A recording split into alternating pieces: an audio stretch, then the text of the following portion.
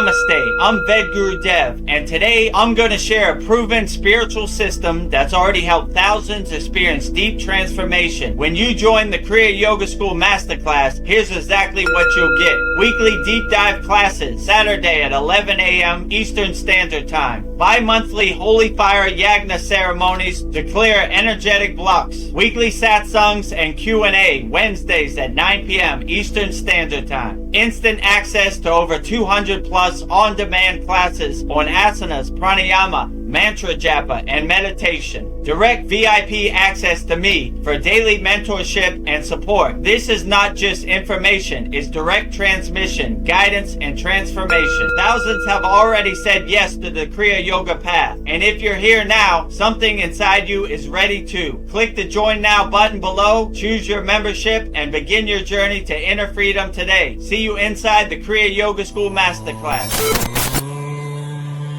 Kriya Babaji Namo.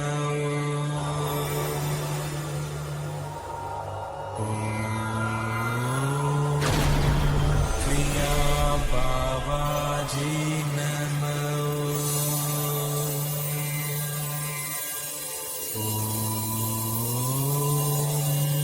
Kriya Babaji Namo.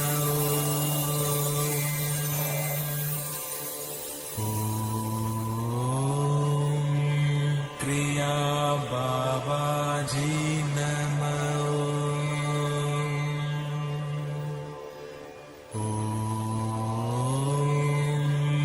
Kriya Babaji Namo.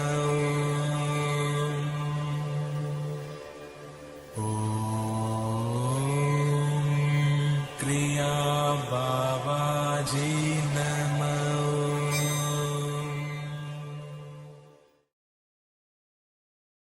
Welcome to our October 26th Vedguru Dev Soul Talks live from a Thailand beach. As you can see, I'm live from a Thailand beach. I also have the official Thailand flag right here next to me. So we are transmitting live from a Thailand beach right now. So before we get started answering all your profound questions out there in the YouTube live stream land, make sure you subscribe to our YouTube channel right here at Vedguru Dev. Daily Babaji quotes, daily long form soul talks and satsang videos. A lot of value. Make sure you watch as many videos as you can. We're getting very close to being monetized. We only need 400 more watch hours. So help get us over the top and support the Kriya Yoga family.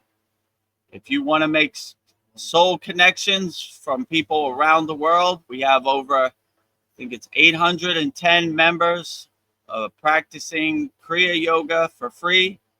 Go to freekriyayoga.com or go to soulender.com. You know, you never know.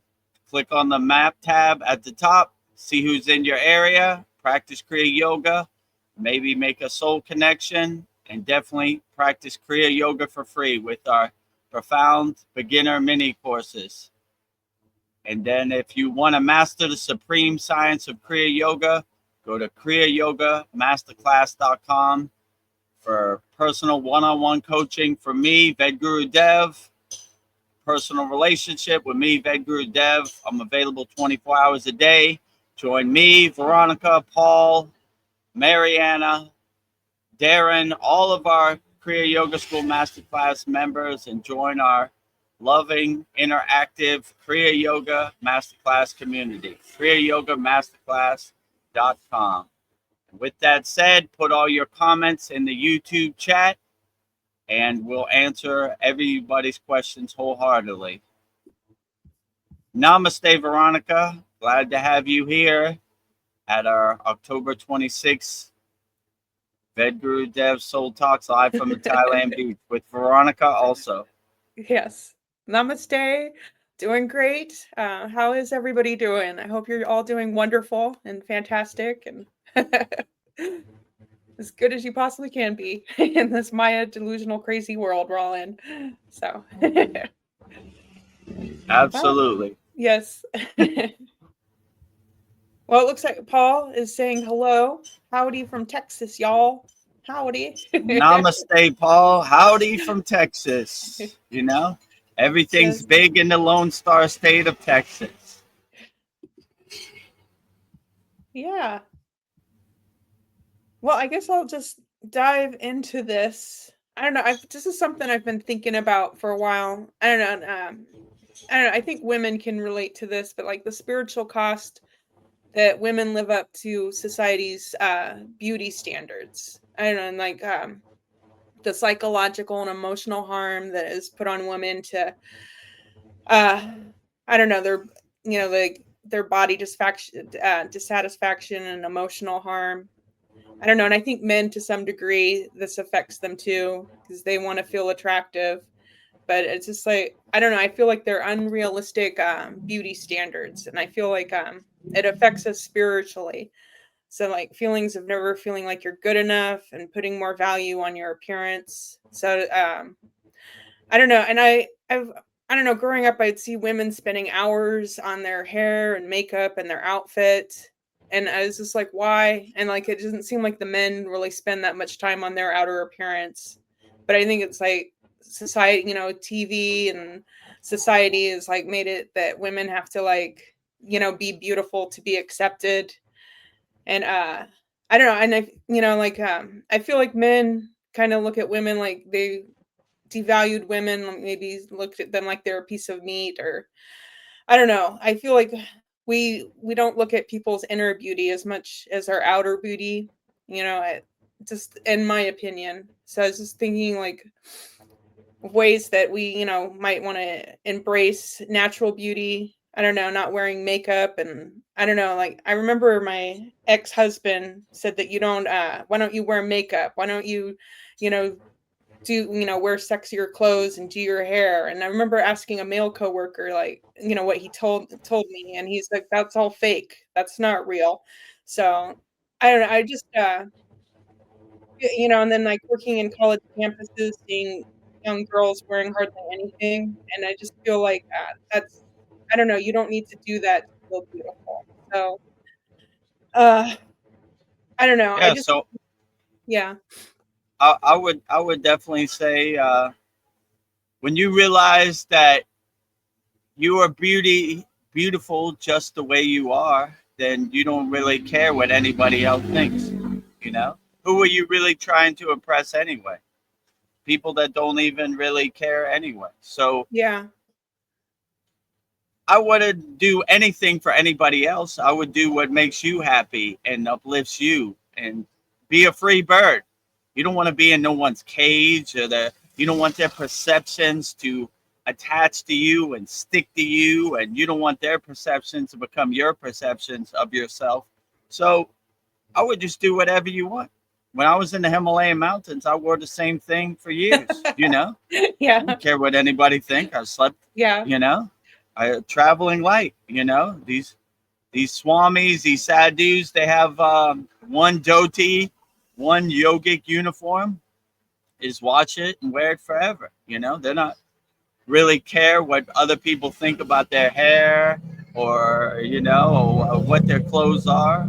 That they're comfortable who they are inside themselves. So I think a lot of people who wear makeup and try to be something that they're not for other people are kind of sending the wrong signals out into Yeah. the world. Like, accept me for who I am, my true, authentic self. And if you don't, go away. And if you realize your true inner potential, you don't really care what other people think. And that's really liberating, and that's really freeing. You don't want to be in no one's box. Why don't you wear makeup? Because I don't feel like I'll do whatever I want. I'm a free bird, and you control nothing over here. Why don't you put on some makeup? Why don't you do Yeah. your hair? Yeah. Why don't you get out of my face? Yeah. I'm a free bird. I'm gonna do whatever I want. And they hate that the most. They want they want you to give them your power. They want to be in control. They want to guide your life. They want you to care what they think. But if you have the affirmation like, I don't work for you, you don't put food on my family's table, you're not in my family, don't really care what you think about my spiritual practice or my appearance anyway. You know, I'll do whatever I want, and I'm going to be a free bird, and I'm going to be liberated, and I'm going to attain a state of moksha where I don't care about nothing, you know? So if you don't work for anybody, you're free. When I was in the Himalayan mountains, I had no job. I didn't punch a time clock, you know? I didn't show up to work at 9 a.m. I got up when I felt like it. I did whatever I want. I was a free bird. So, you know, money, I wasn't controlled by money. Let's say it like that. It was a non-issue in the Himalayan mountains. They didn't talk about it at all. I don't remember them ever talking about it. We didn't care about money at all. So it was really liberating and freeing that you didn't care what anybody thought. This is who I am. Love me or leave me alone. If you don't like who I am, get lost, you know? This is who I am. Oh, I don't like you. You should make your hair longer, or you should do this or that. Who cares? I'm in control of my life. I'm the king or queen of my castle. I do whatever I want.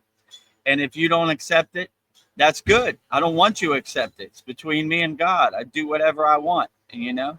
And when you come to that realization, they hate that the most, because you're breaking the chains that enslave you, you know? Like, I don't care what you think. What I care what you think. I do whatever I want, you know? I like these statues in my yard. I like my spiritual tradition, my spiritual practice. If you don't approve, it doesn't matter. It's between me and God. Oh, I think you should make your hair this way, or I think you should put on makeup.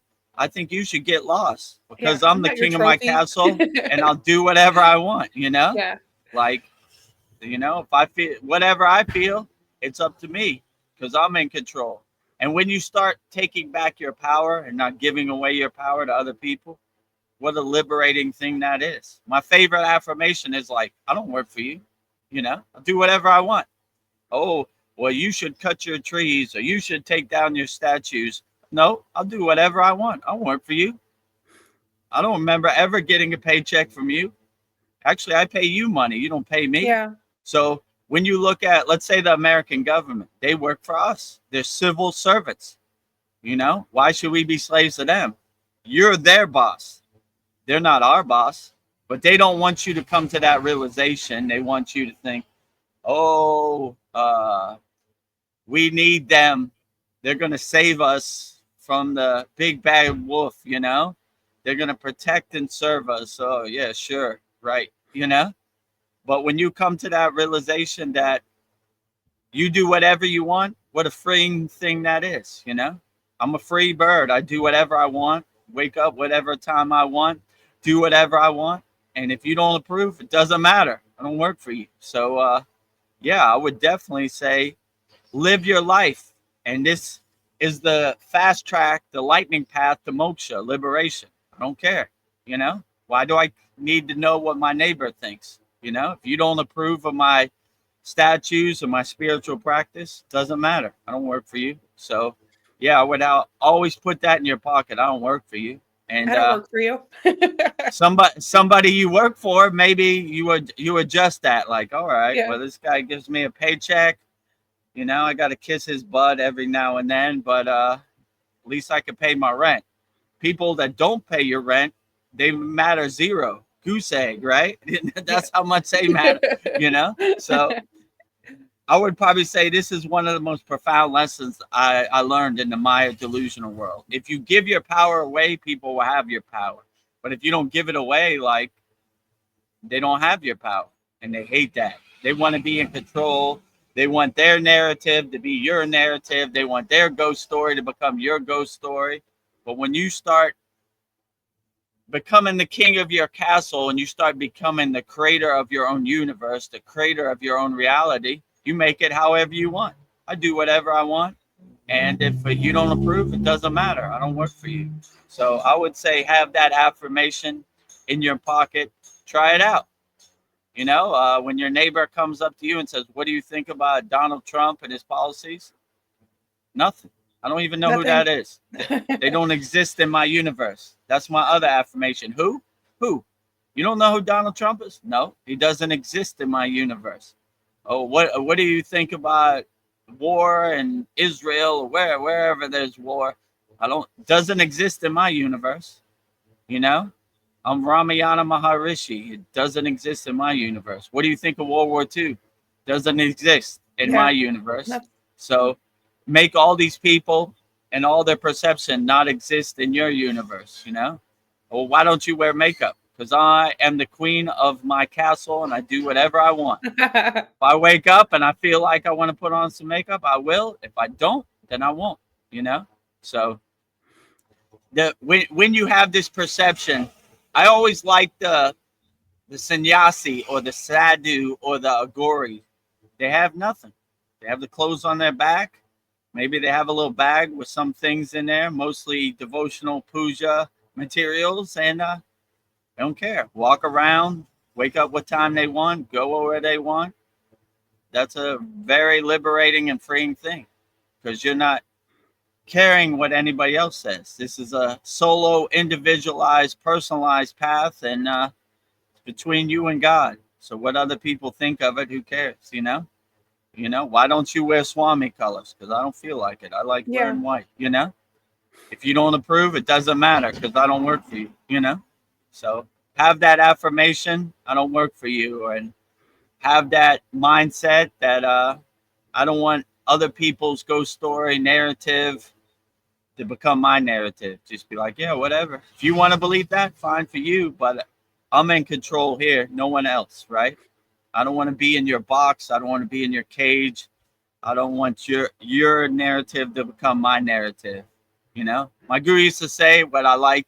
He said, most people were in love with the chain that enslaves them, right? They love that chain. Misery enjoys company. I'm miserable and people control me and treat me like a slave. I want you to be a slave. Why can't you be a slave? Nope, I'm a free bird. You know, I like this story I read. It was called Jonathan Living Seagull. And the other seagulls hated Jonathan Living Seagull because he wanted to fly high as he could. They wanted him to stay in the landfill and eat the trash. So when he didn't want to eat the trash, they hated him. They talked bad about him, but he didn't care. He wanted to fly high. So be a free bird. Don't be in anybody's box. Don't be in anybody's cage. Do whatever you want, you know, and tell people, I don't work for you. That's my That's a powerful affirmation. statement. I don't work for you. I love it. I don't work for you. You know, you're taking the trash out to the curb. I don't work for you. I don't work for you. I don't work for any of you. Free bird, you know, do whatever I want. Yeah. So be like the Himalayan yogis. Wake up whatever time you want. Go wherever you want. Do whatever you want. No rules, no regulations. Be a free bird. I don't work for you. And also put the who affirmation in your pocket too. Who? Don't exist in my universe. What do you think of Donald Trump? Who? What do you think of Kim Kardashian? Who? What do you think about Kansas City Chiefs? Who? They don't exist in my universe. I live in a blissed out universe with birds, trees, water, and it's totally divine and powerful. So yeah, make your universe however you want. I love it. I don't know. You don't work for me. I don't work for you. Who? Who are you? You know, I don't work for you. You know, why don't you go down the street and get me a sandwich? I don't work for you. You know, why don't you wear makeup? I don't work for you. Do whatever I want. And when you have that mindset and that self-realization, they can't control you. You want to wear makeup? Go ahead. Go in the bathroom, put on some makeup. You know, I don't feel like wearing makeup. And I don't know how you control anything over here. I do whatever I want. Yeah. Well, Kasan Lee, he says, hello, Guru and Veronica. Hello, Kasan. Nice to see you. Hello, Kasan Lee. Good to have you back. Yeah. You know, if you have any questions, put it in the YouTube chat. We'll answer it all wholeheartedly. He says that Guru was on a roll today. Well, you know, I woke up a little slow, but when I shake off the rust, I get going, you know, especially when I hear, you know, like other people's perceptions becoming my perceptions. I'm a free bird. I'm liberated, you know. You want to activate me? Try to put me in your cage or your box. Yeah. Not happening.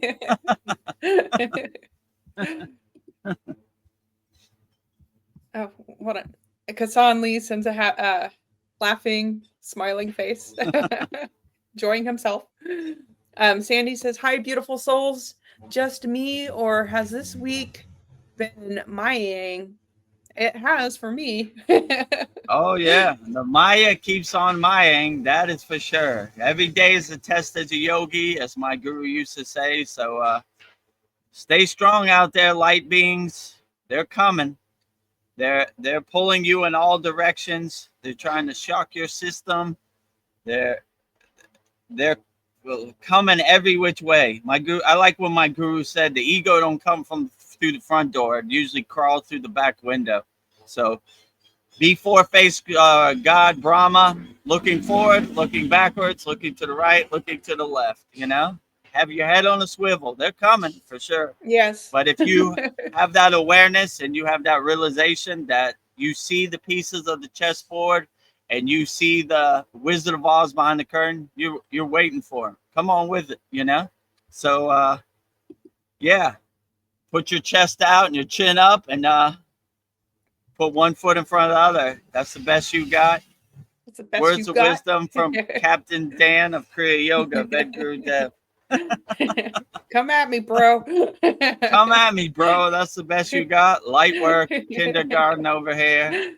Easy day at the office, you know?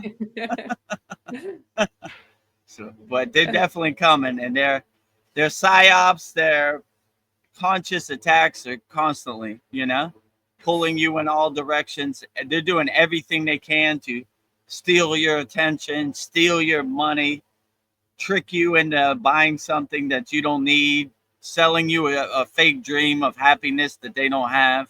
So just be aware. You know, happiness is internal, not external.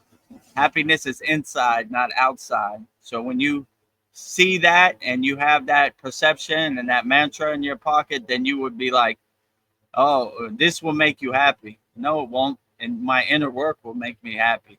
This is just a piece of metal. It has no happiness in it, you know? I don't want your ghost story to become my ghost story. So yeah, not my story. protect your inner happiness, right? Yes. Don't give it away.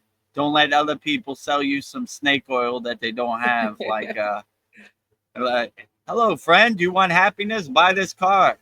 You don't even have happiness. I have happiness. Yes. So you're selling me, you're lying to me. You're selling me something that you don't have.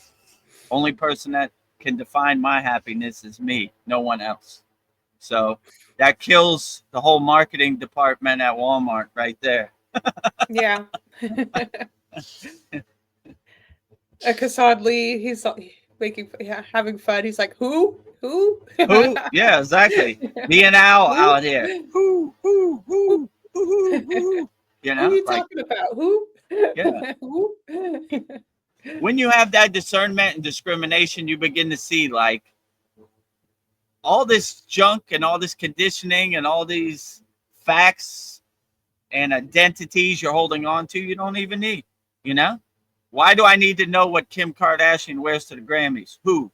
Why do I need to know what Donald Trump ate for dinner tonight? Who? Why do I need to know who won the NBA championship? Who? You know, so if you start going down the line, you'll take out the trash more than you thought, right? You'll just be left with the important thing, you know? So yeah, focus on the things you control in the present moment. All these ghost stories and all these fake narratives and all these things out here that are stealing your attention, don't give it to them. Just say who, you know? And you'll be a sailboat with the wind at your sails, flying around, and you won't care about nothing. So be like Superman, the wind behind his cape, flying around, don't care about nothing, right? Doesn't exist in Superman's universe. No matter how much the monkeys talk bad about Superman, doesn't care. He's Superman. He floats around, right? That was my favorite part of that new Superman movie. The monkeys, they were in what they call a pocket universe, and there were Yeah. thousands of monkeys on, I don't know Yeah. what they were on, Instagram or X or Twitter, whatever that's called. All the social media crap. Hashtag Superman is dumb. Superman is a killer, you know. Superman wants us dead, you know. Hashtag, like, get out of here, you know. Yeah. Yeah, I thought that was perfect to like impersonate what these trolls look like. That's all they do is like say negative stuff on their internet and hide behind their computer screen. Yeah, most of these bots, I mean, we don't have too many bots in our live stream. We don't have any, actually. That's good. And yeah, most of these bots you see on other live streams aren't even real people. They're just bots, you know. They're just trying to activate you and radicalize you. Yeah. You saw what Charlie Kirk said. Oh my God, I better get on the roof. What? No, don't get on no roof. If you ever feel yourself climbing up on a roof, get down, go home, eat a sandwich, you know? Call it a day. Don't do it to yourself. So they're out there. They're stealing your attention. They're trying to activate you. Don't give it to them. Laugh at them like the joke it is. And that makes them like butter in the sun, you know, just dissolving away. These stupid trolls and bots arguing over nothing. A bunch of monkeys throwing poop on each other. Gross. Yeah. Pigs rolling in the mud, you know? Think they're in control of something. They're in control of nothing, right? Yeah. I'm going to make a point. So if you ever fail yourself climbing on a roof, get back down. Go home and eat a sandwich, you know? Don't do it to yourself, because you don't want to be a patsy. You don't want them to point at you. He was crazy. I don't know what happened. Why did he get up there? You know, he was activated. You know, that's their playbook. You know, no, he was such a nice boy. He was such a nice boy. Yeah, your neighbor's going to be on the 7 o'clock news. I don't know what happened. He was a nice boy. You know, I saw him throwing the football yesterday. I don't know. You know, it's crazy. You know. So don't get activated by anything. Be the king of your castle, queen of your castle. Do whatever you want. Don't let other people's ghost story become your ghost stories. But have no illusion. These people out here, they're masters of capturing your attention, and they're masters of psyops and hypnotism. You know, next thing you know, you're up on a roof. How'd I get it? What the hell? You know. So don't let their ghost story become your ghost story. You want to get on the roof? Go ahead. I'm not going with you. I help people. I love people. You know, I don't want to harm or hurt anybody. So anything that comes from a place of hate and not from a place of love, throw it in the trash can. Doesn't serve you. You know. Paul has a comment. He says, "Great point, Veronica. My daughter dresses way too sexy for my liking. Media programming. We don't have that problem here in our tribe of enlightened beings." No. Yeah. I mean, VEDGURUDEV has been wearing the same clothes for the last 2 years. And I think, you know, like women and men, if you want to adorn yourself with like jewelry or nice things, you deserve to feel beautiful. I don't know, if you want to do, you know, wear makeup, you know, that, you know, it makes you feel beautiful, you should. But I don't know, don't, like VEDGURUDEV said, don't do it to, you know, get acceptance. But yeah, you know, I look at older women now and like they're, you know, embracing their gray hair and their wrinkles. And I think they're the most beautiful people I've ever seen. And I'm feeling like as I get older, I feel more beautiful as I'm getting older, and I'm letting my gray hair come in. And yeah, I think it's, you don't need to dress sexy to feel beautiful, but women do deserve to feel beautiful too. That was all I wanted to say about that. It's your choice. You choose to do, you know, you are the king or queen of your castle, and you do what you like. So if you choose to put on some jewelry and get your hair cut nice, that's your choice. But don't do it for anybody else. Do it for yourself, you know. So do whatever you want. And what a liberating and freeing thing that is. And what other people think, like, why'd you cut your hair that way? Because I felt like it. Yeah. What do you control over here? Nothing. You know, why'd you cut your hair like that? Well, wait a minute, you can't talk bad about me. I can only give it to you, you know? That's what I like people know how to give it, but they don't know how to receive it. So when you're playing tennis and you hit the ball over the tennis court and then it comes back, they're like, what do I do now? I'm like a deer in the headlights. Like, he can't give it back to me. He can only regurgitate my poop, it out. No, you get it back. Well, why do you cut your hair like that? Before you judge anybody else, you should go in the mirror and look at yourself. And I hope one day you don't meet VEDAGURUDEV, because my words cut deep. So if you want to play tennis with VEDAGURUDEV, I'm coming, right? I got my foot all shined up, ready for your ass, whenever you're ready. So come on with it, Come on with it.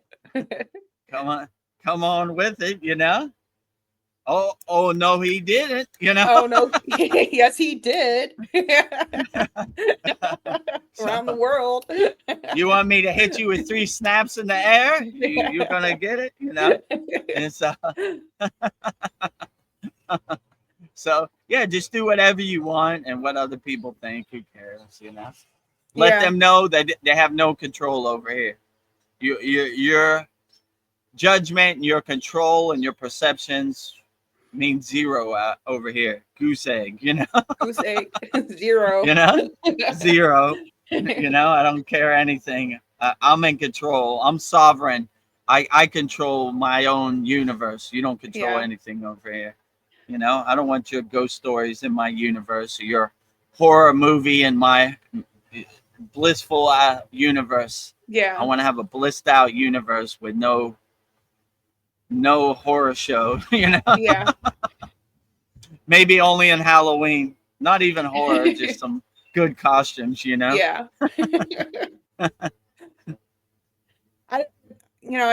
worked at colleges, I would see women, the girls, they're young and beautiful. They'd wear really skimpy, sexy clothes, but I don't know. I think that gives the wrong message to boys. I don't know. So I don't know. And movies and, porn's very accessible to men. It gives the, I don't know, like men should, I don't know, like they think that that's how women want to be talked to. I don't know. It's a very gray area. So it was harder for me like 30 years ago, being a young woman. And I feel like men didn't know how to talk to women. I don't know. Or maybe that's just my perception. Like, we're being the only female in kitchens, and men would say like really inappropriate things to me. So I have a story. So this guy I was working with, he said, I think he thought he was giving me a compliment, and it was so inappropriate, but he's like, you have such beautiful breasts. I'd love to motorboat them. And I was just like, didn't you just have a little girl? And how would you like it if when she gets older, somebody talks to her like that? And he's like, I wouldn't like it, Veronica. I'm like, so don't talk to me that way. And if my father heard you talk to me like that, he would beat your ass so bad you wouldn't be able to walk again. And he's like, you're right, Veronica. I shouldn't talk to you like that. So I was just thinking, young men should learn. I don't know. I think because it's not their fault, the movies and the porn, they think that it's okay to talk to women like that. But I don't know. It's just, I don't know. It just would to see a shift and like not men not see women as like sexual like pieces, meat. So what did he say? Motorboat? Yeah, he'd like to motorboat my breasts. I think he really thought he was giving me a compliment. You see how gross and dirty people are out here. And I have a 16-year-old daughter, so I try to put myself in her shoes, and I wouldn't appreciate if someone talked to my daughter that way. Yeah. They're out here. They're gonna hit you below the belt. They're gonna push your buttons. You just gotta have your shield up 24 hours a day and realize, like I said before, I don't want other people's perception of me to become my perceptions of me. And I want to be unaffected no matter what anybody says, right? And just be like, people are so gross out here, Yeah. Like, I don't know. Like, yeah. I mean, I wish. people would talk to each other better and, Yes. just love each other better. And, but I don't know. Like, someone tries to sell you a used car, you don't have to buy it, Be like, nah, I ain't doing that, Nothing over here. What are you trying to do? Hypnotize me with your dirty, lower frequency words? Not working, Yeah. You know? Your stupid plan doesn't work in my universe. I know, but I did put him in his place when I said, well, how would you like it if somebody talked to your daughter that way when you get older? And he said, I wouldn't like it. So most men that have daughters, they're very protective of their daughters. So that, like, he snapped out of it. And after that, he was very respectful to me. But I think he felt like it was okay to talk to women that way. So, yeah. I mean, my mother used to say, shoot for the stars, maybe you hit the moon. Maybe he was throwing a Hail Mary, we'll see what happens. And some people need to be put in their place. Like, nah, ain't happening over here, dude. Yeah. And some people need to be broken out of their hypnotism. How would you like it if someone said that to your daughter? Oh, yeah, you're right. Okay, all right. So I'm back to normal. Yeah, you're right. So you need to smack some people upside their head sometime. Break them out of their stupid delusion. Oh, yeah, you're right. Yeah. Okay, yeah, you're right. I'm back. Okay, sorry about that. Forget that ever happened. Water under the bridge. So. What else did I say to him? I said, stop watching porn. It's rotting your brain. I don't know. When I get mad, I'm just like, I don't know. I don't know where these things come from. I was just like, rah! Put the dagger in and twist it, right? Yeah, I have a sharp tongue. When you activate me, I'm like, what? No, Yeah. And then the pillar of light, the stream of consciousness comes from my spirit guides and my ascended masters. They're like, we got it from here. Just type out what I tell you to write. Yeah. And usually end transmission. You know what I'm saying? Like, yeah. I don't know, damn, it's rough out here for young women. I shouldn't have danced with VEDGURUDEV. That was a bad mistake. Don't dance with the ascended He's master. burning my soul now, right? I can never forget that. I'm be 80 years old and still think about that. Like, damn. He embedded the knife deep, right? He burned my soul with that one. He twisted the knife. Just trying to make you be better. Be better. My favorite one is when they say, like, they talk about God, Yeah. So I'm like, oh, no, none of this is of God, Judgment, hate, anger, none of these exist in God. So you might call yourself, I am Mike of God. Yeah. No, you're not. You're just saying a bunch of words in the air. Nothing about you resonates God energy, divinity, So, there are people out here, they believe their own BS. They regurgitate their own BS. Yeah, God last night told me this and that, and I'm of God, and God said, that you should buy me a new Cadillac, and it'd be really cool if God's, God told me I need a private jet to fly and spread the word of God, Yeah, sure. Yeah. God could care less about that. Like, no material things have any meaning in the kingdom of God. I'll just tell you like that in my perception, When you extend this physical body, they're not going to ask you how much money you got in your bank account, what kind of car you drove, how big your house was. That's all irrelevant. You throw all that out the window. Yeah. I hope they're going to ask, how many people did you help? And I'm going to have my nice Santa Claus list. Cue the sound effect, Veronica.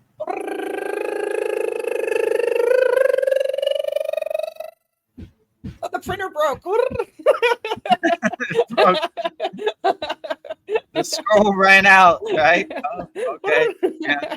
So help as many people, love as many people unconditionally. You can never go wrong. Don't get attached to this materialism. It's temporary. It's fleeting. It'll pass you by. So let it pass, Yeah. Who cares? So well, I'll go back. I'm gonna go to the comments because they're building up. Okay, yeah, let's get back to the comments. Enough on my soapbox, my rant. Let's get back to the real. We'll get back to your soapbox. Kasan Lee says the role of freedom. Yes, indeed. The role of freedom, absolutely, right? Sandy says, hang in there, stars. Yes. Hang in there, stars. It's rough out here. It's overwhelming, you know? Every day is a test as a yogi or yogini or a light worker, as my guru used to say. It's rough out here. It's dense. It's overwhelming. They're coming at you at all angles, you know? But if you are aware of the pieces of the chessboard and the Wizard of Oz behind the curtain, you see the playbook and you're like, there they go again. Oh, yeah. Comes another virus. I knew it was coming, you know. Whatever else, you know. The war, I knew it was coming, you know. So when you see the playbook, you know it's coming and you're just ready for it. Like, I'm prepared for it, you know. So hopefully the C word was a good wake-up call that they don't care about us, you know. They look at us like slaves, sheeps, you know. So if they don't care about us, we don't care about them. Yeah, they sure. Care about us. Cool ghost story, bro, you know. What they say I saw on the internet. Let me get my beer, you know. Here we go. You know, the aliens are coming, you know. Let me, you know, the virus, whatever. I don't know. They always got some cool ghost story, you know. Get your popcorn and say, oh, this is the craziest movie I ever seen. Episode 14 of this season of the USA or the world, whatever you want, the universe. Get your popcorn. It's coming. Get your popcorn. Kasan Lee has the perfect comment. He says, 3-Eye Atlas? Who? Yeah, 3-Eye Atlas. Don't tell Paul that, you know? Yeah. So, yeah, exactly. 3-Eye Atlas. I was listening to Joe Rogan yesterday, and he called it 31 Atlas. And I was like, dude, I know from Paul it's 3-Eye Atlas. He kept calling it 31 Atlas, and I just started laughing. You know, it's like he doesn't even know. He's like, who? Yeah, who? 31 Atlas? What's 31? You know, is that the address? Yeah. I live on 31 Atlas Boulevard. So yeah, 3-Eye Atlas. I don't know. War in the Middle East. It's a distraction. Donald Trump. I don't know. China, who knows, you know? So, yeah. Have that affirmation in your pocket. Who? Doesn't exist in my universe. Paul says, Vedguru Dev, you used to be a master of distraction. Now you're Kriya pretty much 24/7. What do you do in your downtime to relax? I am frequently getting bored. Frequently get bored. So, yeah, master of distraction. I don't know. I don't have too much downtime. You know, you don't have time to get bored. Right. I don't have time to get bored. You know, I upload a bunch of videos daily. I make a lesson plan for our next class, which will be our 87th class. I've been trying to edit a bunch of videos for our classroom on Samadhi, and you know, I promised Darren that I would make a video on my daily practice. I haven't got to that one, so I don't have too much time. So restlessness is not in my vocabulary, or boredom, you know. So I don't know if I did have some downtime, like in the Himalayan mountains, let's say, I just meditate. I do my yogic practice, and you know, I lean into my mantra japa more. Let's say it like that. So I look for opportunities where there's some downtime in my daily life, so I could do more mantra japa, you know, do more pranayama. So if I'm at, like, let's say I'm at the DMV and I'm waiting for hours for them to renew my driver's license, I just do my mantra japa. I bring my mantra bag, put my finger through the little hole, and just sit there and do my mantra japa.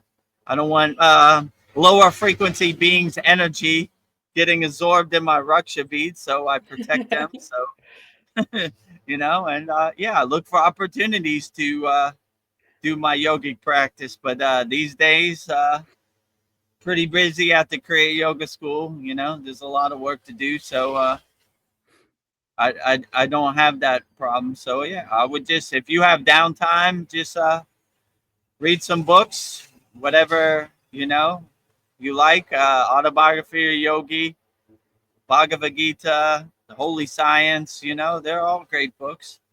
You know, watch some things on YouTube. Just don't get attached. You know, don't let their narrative become your narrative. Use your own discernment, discrimination to decide if it resonates with you, you know. And yeah, I would just say be happy every day, you know. Enjoy the sun, you know. Look at this beautiful Pacific Ocean behind me right here, you know. Look at these palm trees. Look at this Thai flag, you know. Yeah. Well, life Do is some great when Chatak. you really open your eyes, you know. Yeah. Chatak, look at yourself in the mirror, focus on yourself, and self-observe yourself, you know. So look at the downtime as a true Like a blessing. luxury. Yeah. Yeah, luxury, right? Because most people work their whole life. I don't know, what do they work? 9 hours a day, 9 to 5, and they get 80 years old. And they were like, I wish I had some downtime, you know. I just wasted my whole life working like a slave for the man. Now I have some downtime. I'm going to enjoy it, you know. Smell the roses. Look at the birds, you know. These are all beautiful things to do on your downtime. You have a beautiful backyard, Paul. Just go out in the backyard, look at the clouds in the sky, look at the trees, look at the birds. What a beautiful blessing that is, right? Yeah. Enjoy your downtime. That's what I would do on my downtime. Yeah, you worked hard for when it. I visited my mother when was that? Like 2 years ago. I visited my mother. I would wake up early, and when the sun came up, she had all kinds of beautiful birds in the Appalachian Mountains of Georgia. And I was like, ooh, look, a cardinal. Oh, that cardinal's so red. Wow. Man, I haven't seen a cardinal in a while. Oh, whoa, wait a minute. There's a blue jay, you know? Yeah. Oh, there's an oriole. Yeah, Whoa, so humming beautiful. bird just whizzed by. Like, so when you open your eyes to see what you've been taking for granted your whole life, then this world becomes a free show, the best show ever in nature. So enjoy nature, I would say. So I became a bird watcher. I love the birds. Yeah. And when I was in Himalayan mountain too, look at that, a waterfall, you know, look at that snow-capped mountain. Let me just take a picture, you know, like, you know, let me enjoy this cold weather. You know, most people, they be a frozen popsicle, but to me, I embrace the brutal Himalayan wind on my face, you know. Yeah. Sometimes it was a little much. I had a ninja mask where I used to put around my neck. I had to pull it up so my ears didn't freeze, but I still enjoyed it, you know. Yeah. Greatest favorite. So yeah, don't take for granted what's right in front of your face, you know. Go out into your backyard and just enjoy the show.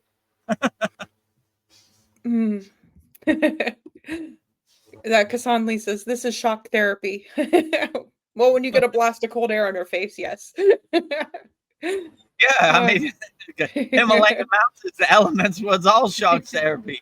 When I took a dip in the, you know, frozen lake of Satupon Lake in the Himalayan mountains, it was the first 20 seconds were quite shocking, I would have to say, right? Like my teeth were chattering, woo, you know, like getting struck by lightning, right? I learned a good lesson. I tried to ease in to the frozen lake of Satupon Lake, and Babaji gave me a nice invisible kick, and I fell and in over my head. So yeah, no easing into that. I just cannonballed in. And the good irony of the lake of Satupon Lake, the rocks in the bottom of the lake are like worn from the water, so they're almost like razors. So you, even if you wanted to put your feet on the ground, you pretty much couldn't. So it like forces you to swim, and you want to swim to get the heat going, you know. So we do different techniques like Kalapabati breath, Bastrika, you know, Tumo, to really heat herself up, right? So if you have that discernment, it becomes blissful. So yeah, once I learned that, I was like, well, my feet can't touch the ground because it's like stepping on a bunch of razors on the bottom of the lake. So let me just swim. So I swam to the right side, swam to the left side, swam to the up, down. That we used to have a practice of how would I say this? They look at the lake like the Trinity, right? So like Brahma, Vishnu, Shiva, right? So to the right, it's like a pyramid. To the right is like, let's say, Brahma. To the top is Shiva. To the left is Vishnu. So I would make like a triangle shape in the lake and swimming. So I would touch all three divine gods in the Holy Trinity, Brahma, Vishnu, and Shiva, every day. So that was a beautiful practice. Yeah. When other yogis saw me doing that, they started doing it too. So I had some swimming fun. I mean, they would come and go. It wasn't an everyday thing, Yeah, my guru wasn't much of a swimmer, but yeah, Ved Mooney a couple times, and other yogis would see me out there, and they would they would wait for me, and I would wait for them. Sometimes Oh, you want to take a dip, that's what they call it. You want to take a dip, right? was it one at a time that would go in the lake, or I don't know, you can go all together? You could go all together. It just depends if you had Yeah. people that wanted to join or you wanted to join them. So, it depends. One thing I like about yogis or yoginis, they're on their own time, So Yeah. sometimes they feel like it, sometimes they don't. Yeah. Sometimes they come, sometimes they go. You're flexible. You don't have any expectations. Yeah. If you see people waiting for you to show up when the sun comes up, then you're like, okay, let's go. Let's go. And but if you don't see nobody there, it doesn't affect you. You go, you do your same routine as you always do. So,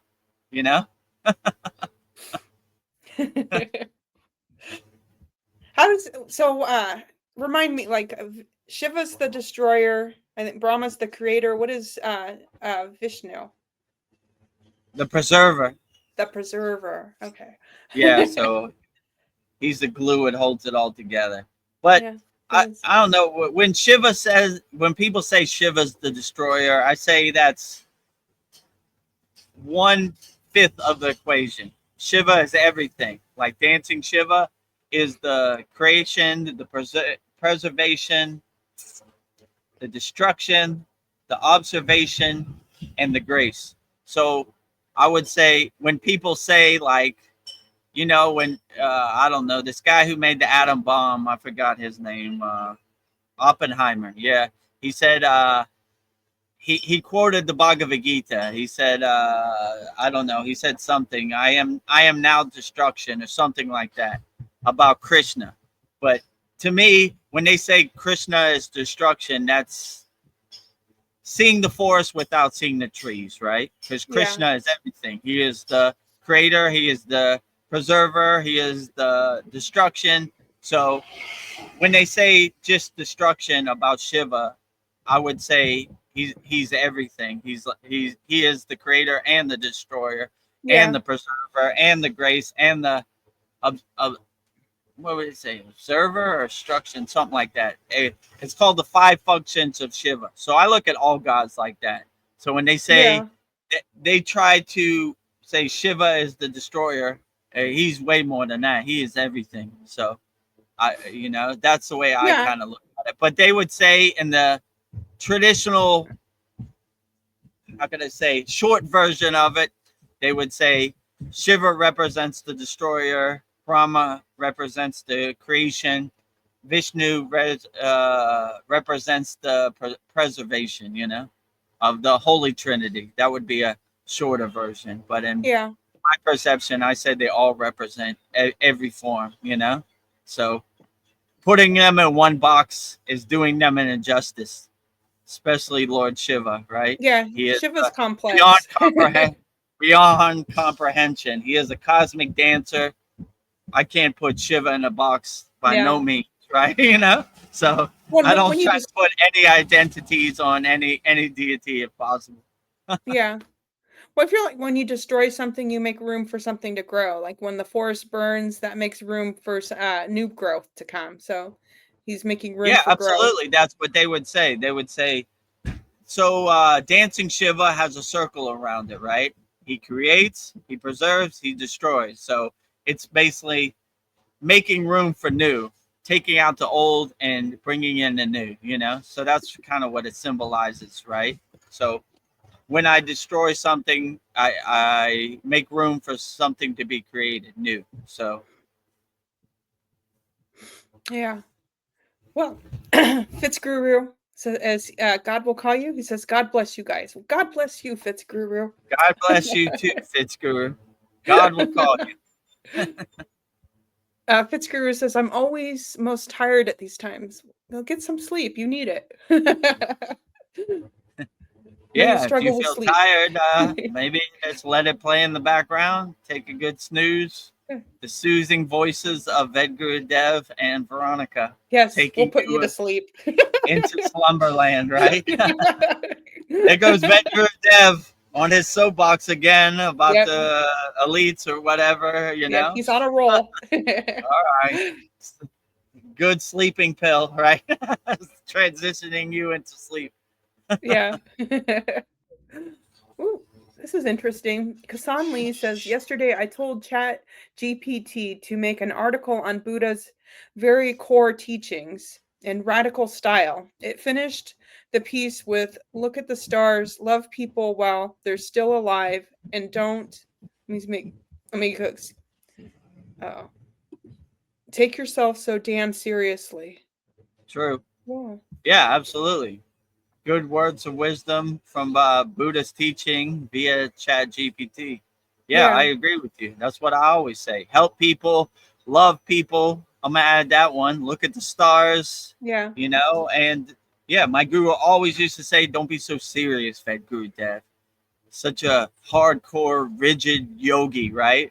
Like, you know, my hand has to be in this position for me to do the full whale pose. You know, it was written in the book, and I'm letting down my lineage and my parampara if my finger is 1 centimeter off. You know, he was like, not so serious. Yoga should be blissful and enjoyed, and happy. Relaxed and comfortable. You know, don't be a serious hardcore yogi. We have too many of those out here. We need more Yes. blissful yogis, not Yeah. serious, going by the book yogis.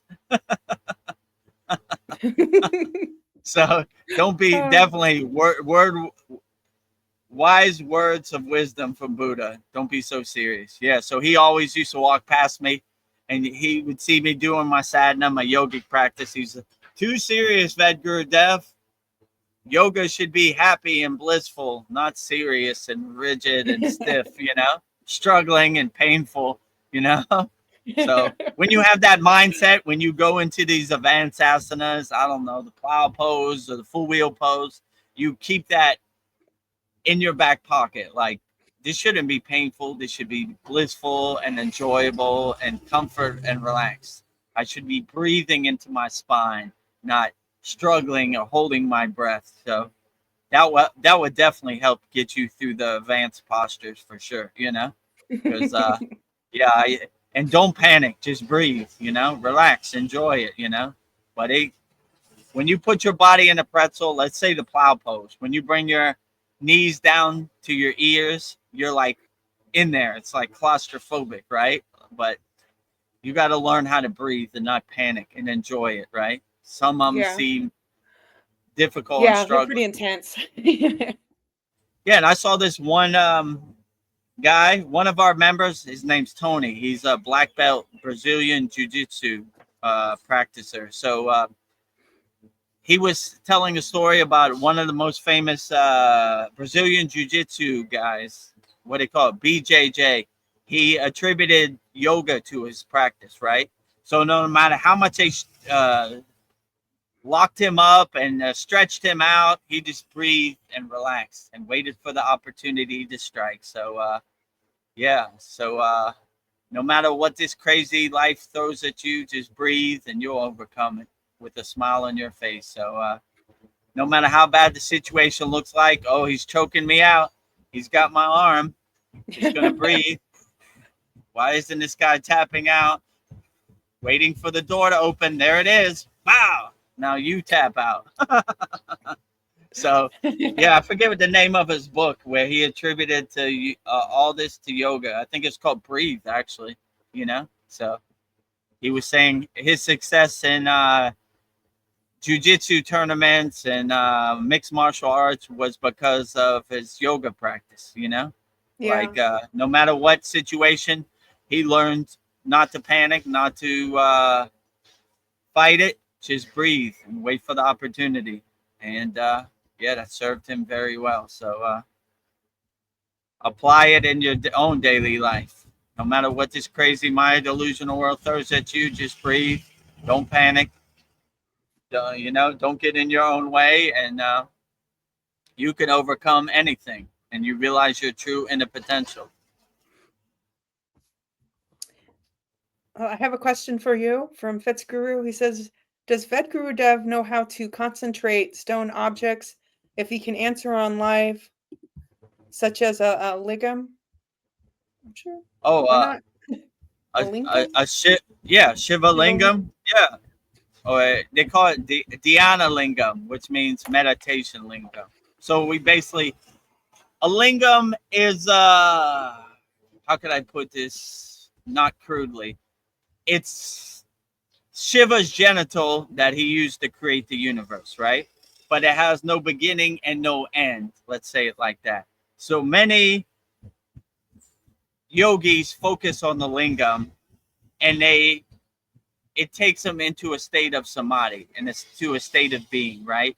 Because you begin to see that you are the lingam inside you as you. So yeah, I would definitely say focusing on Shiva Lingam, Lingam, it would definitely take you into that state, you know? So most yogis, they like to, some lingams have like a cradle that holds the lingam, right? But most yogis like to take the lingam out of the cradle and look at it as no beginning and no end. And that helps induce the state of samadhi, right? So they start looking at the world as the lingam would look at the world. So you become one with the lingam, let's say it like that, or the linga. So yeah, we used to have a practice where we would find stones that look like a lingam, and we would just use those as the lingam. So you don't need to buy a lingam. You could just use a stone, nice smooth stone that looks like it has no beginning and no end, you know, and Yeah. looks like an egg, I guess, you know. Yeah. Put in your pocket, you know. So use that, focus on it. But if you have the technique of Tratak, which is in our school, and you could use anything as a point of reference or as a bindu to go inside as you and induce you to that state of higher consciousness or samadhi. So, you know, so a lot of yogis are traditional and they like to use a linga or a lingam to get them in that state. But if you have the proper technique, you can use anything, you know. You just see a dot on the wall and that would take you into that state. So yeah, He if you wants to know how resonate with you. the lingam, use a lingam. If you don't, you can use anything if you have the proper technique. Well, he wanted to know how you consecrate it. I guess, how do you bless it? I don't know. Is that Oh, important how to do you do? consecrate? Yeah.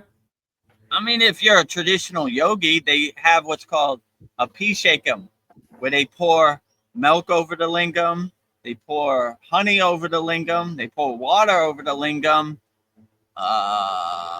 What else they put? The ghee over the lingam. They put everything. Then they paint faces on the lingam. So they do all kinds of rituals to consecrate it. But this is mostly used for temple, you know, or ashrams. You see this a lot, you know.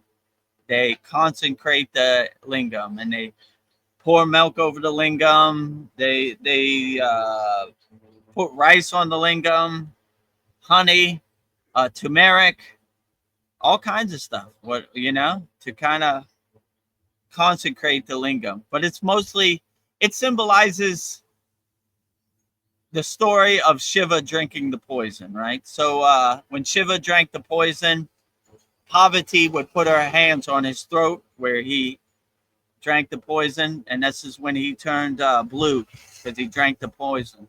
They call him Nilakandit, which means like the blue-throated one, like that he always had a blue throat from that day on because he was holding the poison so he could save the world. So when they put rice or water or milk over it, it's cooling down the incarnation of Shiva, which is seen in the lingam, so he doesn't heat up because he drank the poison. So it's more of a symbolism ritual to cool down the lingam, and bless the lingam and give offerings to the lingam. You know what I'm saying? So they see the lingam as the representation of Shiva himself, right?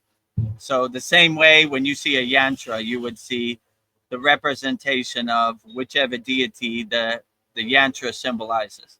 So they look at the lingam that way, So that it looks like a endless rock to you, but it's really in the traditional yogic Vedic system. They look at it as the physical form of Lord Shiva,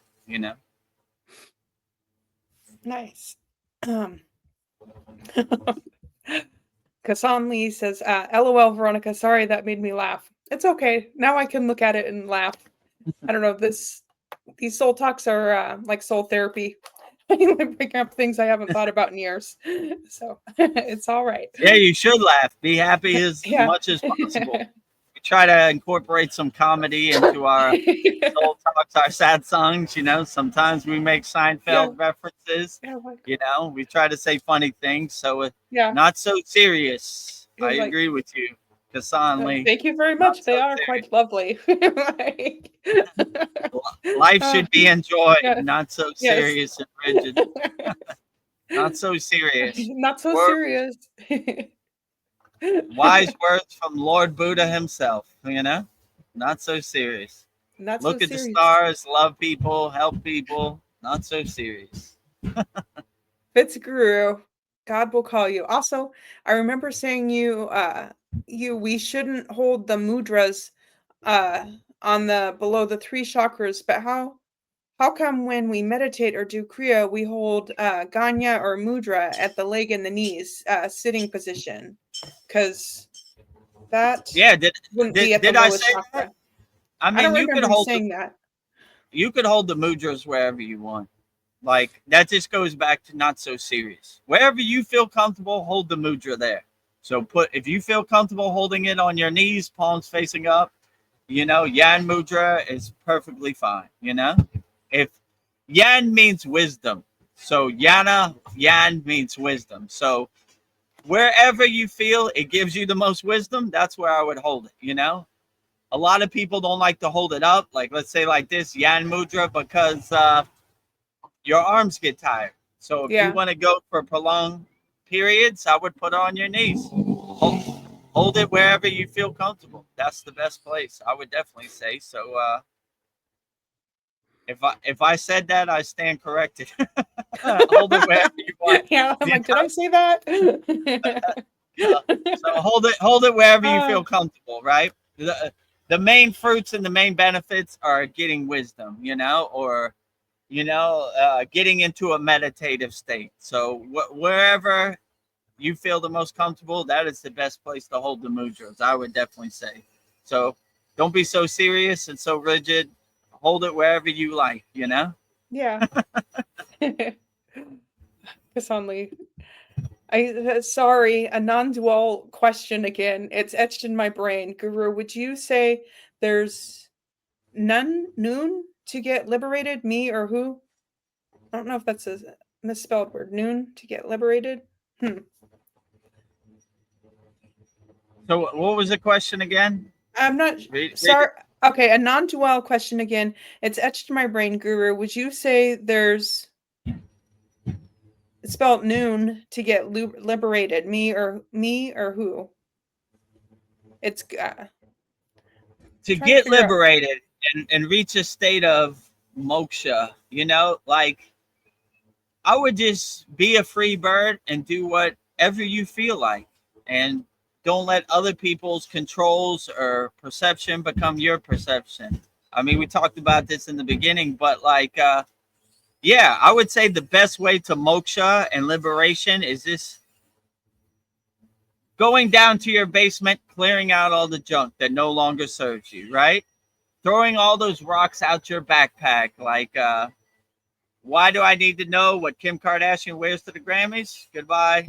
I don't need that in my backpack weighing me down. So you start to have awareness that, see, most of the conditioning, the identities, the things that you're holding in your backpack no longer serve you. So throw all those out, travel light on the spiritual path. Most yogis, sannyasis, agoris, they just travel with the clothes on their back. Maybe some light puja things, but very little things. So it's a good representation of detachment. You don't need all these things. So if you want to reach a state of moksha, I would just let go of all the things that no longer serve you. And I like when my guru used to say, go back to zero, zero, zero, zero. So in our life, we collect all these things, all these identities, all these conditioning, but you become a hoarder. My guru used to say, VEDAGURUDEV, you're a master of distraction, like Paul said earlier. And I was like, how you mean, Baba? He's like, you collected all this junk that no longer serves you. Go back to zero when you were a child and you enjoyed the sun and you didn't care about anything.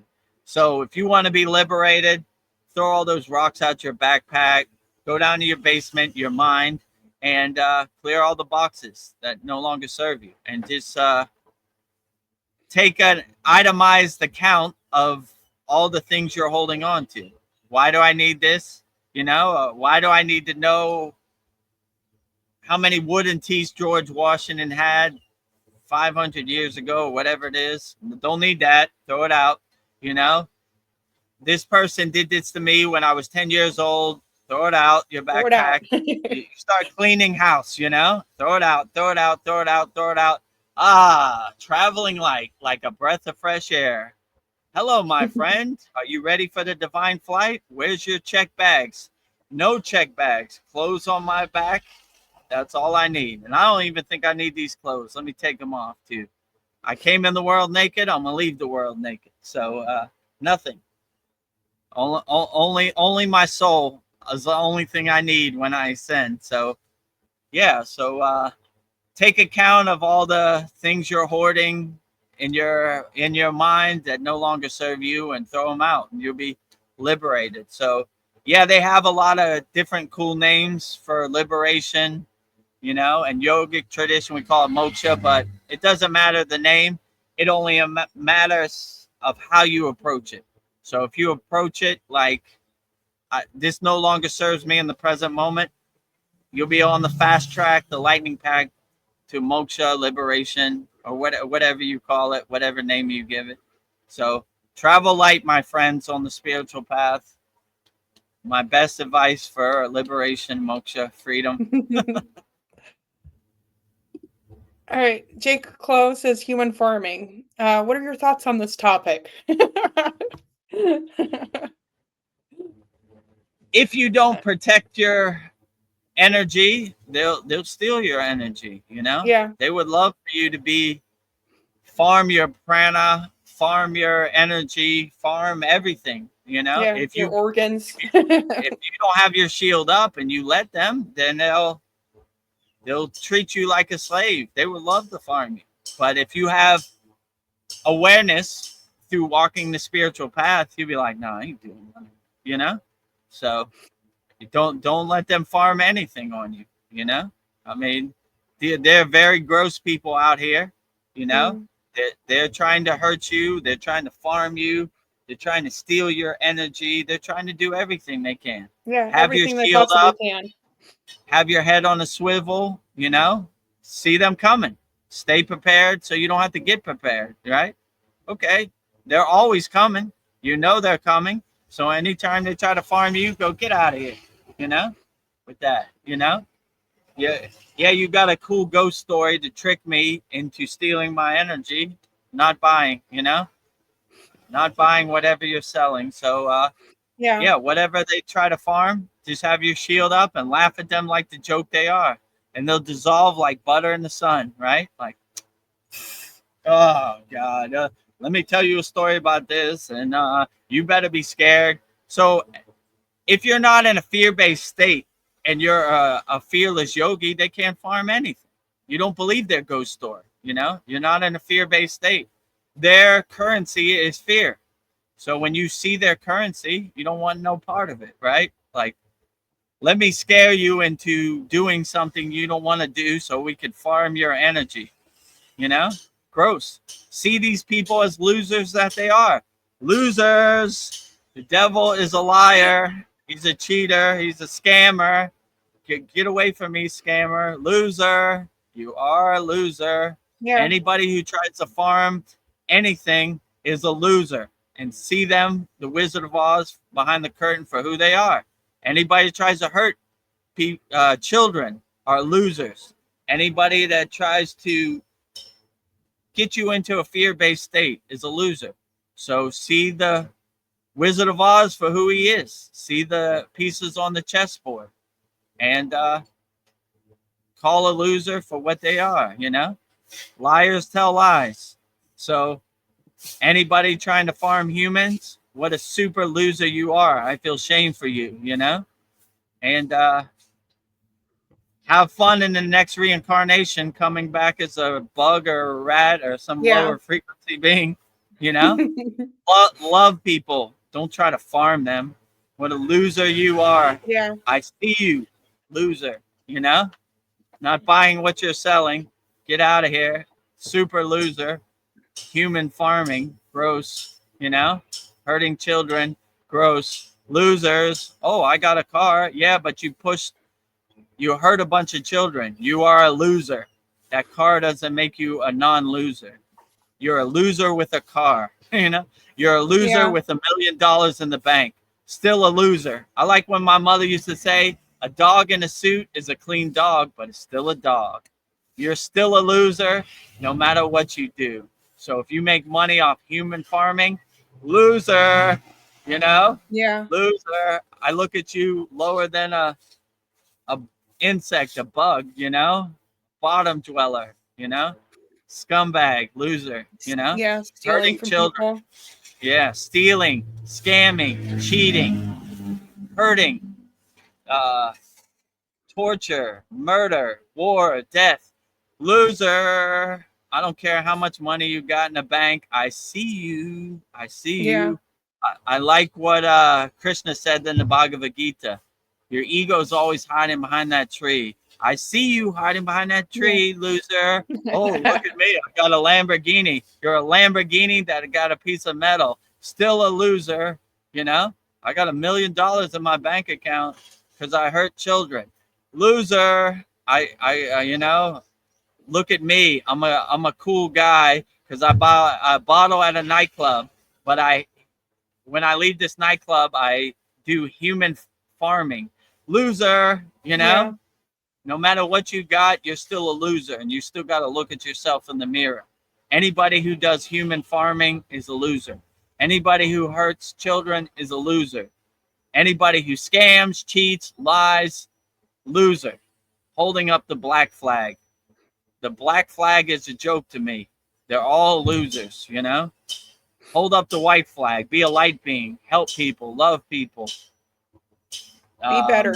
Be kind to people. Be better always, you know? Be compassionate. Hold up the white flag. Don't hold up the black flag. These are all losers. Why do you want to be on the losing football team anyway? You know? Losers. Human farming. Losers. I'm so ashamed of you. Gross. Yeah. You stink. I know Loser. I see all the time is like the scammers. I get like scam calls every day. They're like want me to sign up for some loan, but then I'll give them all my personal information. You know, they're like cyber security. I don't know. It's just there's scam. They're farming for my information. So I see that Yeah, all the time. they're data mining all your information. Losers, and yeah, the scammers call you. Yeah, they call me too. Hello, remember me? No, scammer. Block. Who? You know what I'm saying?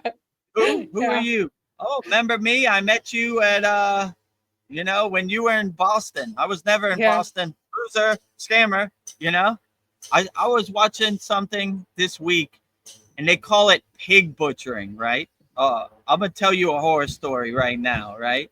And this shocked my system and reminded me how much people are losers in the Maya delusional world.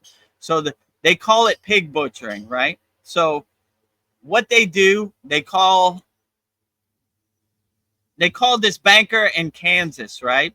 And they say, "Hey, how you doing? You remember me?" And you're like, "No." Oh, okay. And they strike up a conversation. So they don't hit you over the head with it the first day, right?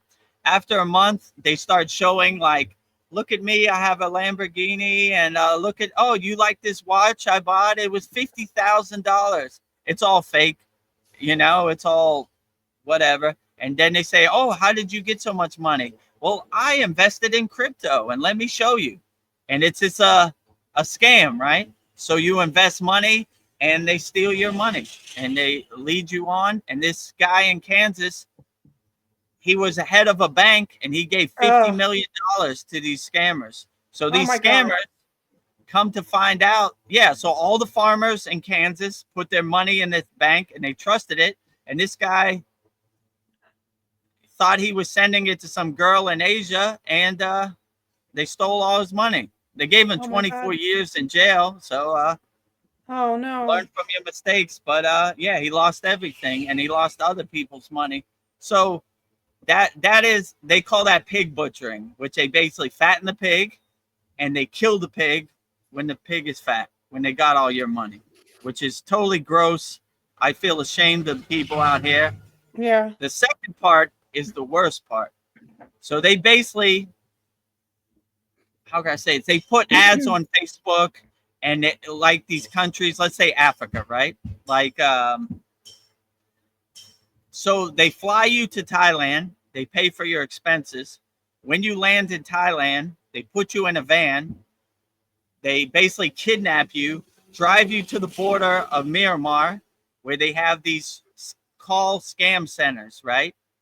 So, and then they make you a slave. They torture you. They beat you if you don't scam people in America. So, 17 hours a day, they make you get on the phone. So when you get these calls, it's probably from them. And they have it in Cambodia. I'm embarrassed because I'm surrounded by these people. They're over to the west. I'm on the east, but I guess Cambodia is on the east. So yeah, they have these big, huge scam complexes with thousands of people that they enslaved. And if you don't want to scam people, they torture you, beat you, they starve you, and gross. So Yeah. anybody out there, public service announcement.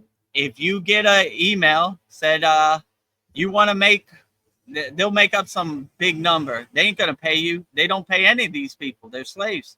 So if you live in, I don't know, let's say they're not going to do it in America. They go for easy targets. Let's say, I don't know, you live in India, and you want to make good money. Do you want to make, I don't know, $1,000 a month, or more? They'll say like $10,000 a month because they want you to be greedy. Okay, fly to Southeast Asia, and before you know it, you wake up in Myanmar, and you're in one of these scam complexes, and they're torturing you and beating you and making you sell steal a bunch of money and scam people. Yeah. Sounds So too when you good to get be true. yeah, when I saw they landed in Bangkok, I was like, man, I wish I lived in Bangkok. I would go to the airport and I would just wait at the airport. They hold up a sign. They showed the whole scam, right? It's called pig butchering, right? And they trick these people to fly into Asia, and they make them slaves, and beat them, and if they don't make enough money, and really gross people. So if I lived in Bangkok, I would wait at the airport when you come out, and I would see their scam, right? Like they hold up your name, and I'd be like, hey, come here. This is a scam. They're gonna make you a slave, dude. They're gonna put you in a car. They're gonna drive you to the border of Myanmar. They're gonna, when you get to the border of Myanmar, they're gonna show up, and they have the Myanmar army or the rebels, whatever they call. They protect them, right? So you get to the border, they got a bunch of guns, force you into a boat. Next thing you know, you're scamming all day long, And if you don't make enough money, then they beat you, electrocute you, pour water on you, like really gross. So if you get an email or you see an ad, like, do you want to make a lot of money and live a good life? They'll probably say Thailand, because if they say Myanmar, it's a lie, Myanmar is like war, and they say Cambodia. You want to live in Thailand? Fly, okay, fly to Thailand, and next thing you know, you wake up and you're being tortured and forced to scam people and call people. So if you get an email or a message on any social media from somebody that you don't know, let's say, right? And they'll be like, it'll be a nice looking picture of an Asian woman, right? They catch a lot of these people like in Alabama, Oklahoma. Oh, what? Wait a minute. Why is this beautiful Asian lady sending me money? It's a scam. And they'll be like, remember me? It's Lily. And they'll be like, no, I don't know you. And they'll strike up a conversation. They're not going to hit you with the crypto the first day. They're going to make you fall in love with them. And then once they got you on the hook, they'll be like, oh, yeah, I'm an investment bank. I invest in crypto and I have a bunch of money. And they'll be like, they play on your greed. Like, really? How'd you make so much money? How'd you buy all this fancy stuff? It's all fake anyway. And then they say, I invested in crypto. If you want me to teach you how to invest in crypto, let me show you. And before you know it, your bank account is empty. You're sleeping under a bridge. You're stealing from people to hold the scam. And the worst part, when you know it's a scam, they try to get more money out of you, like they said this guy from Kansas flew to Australia.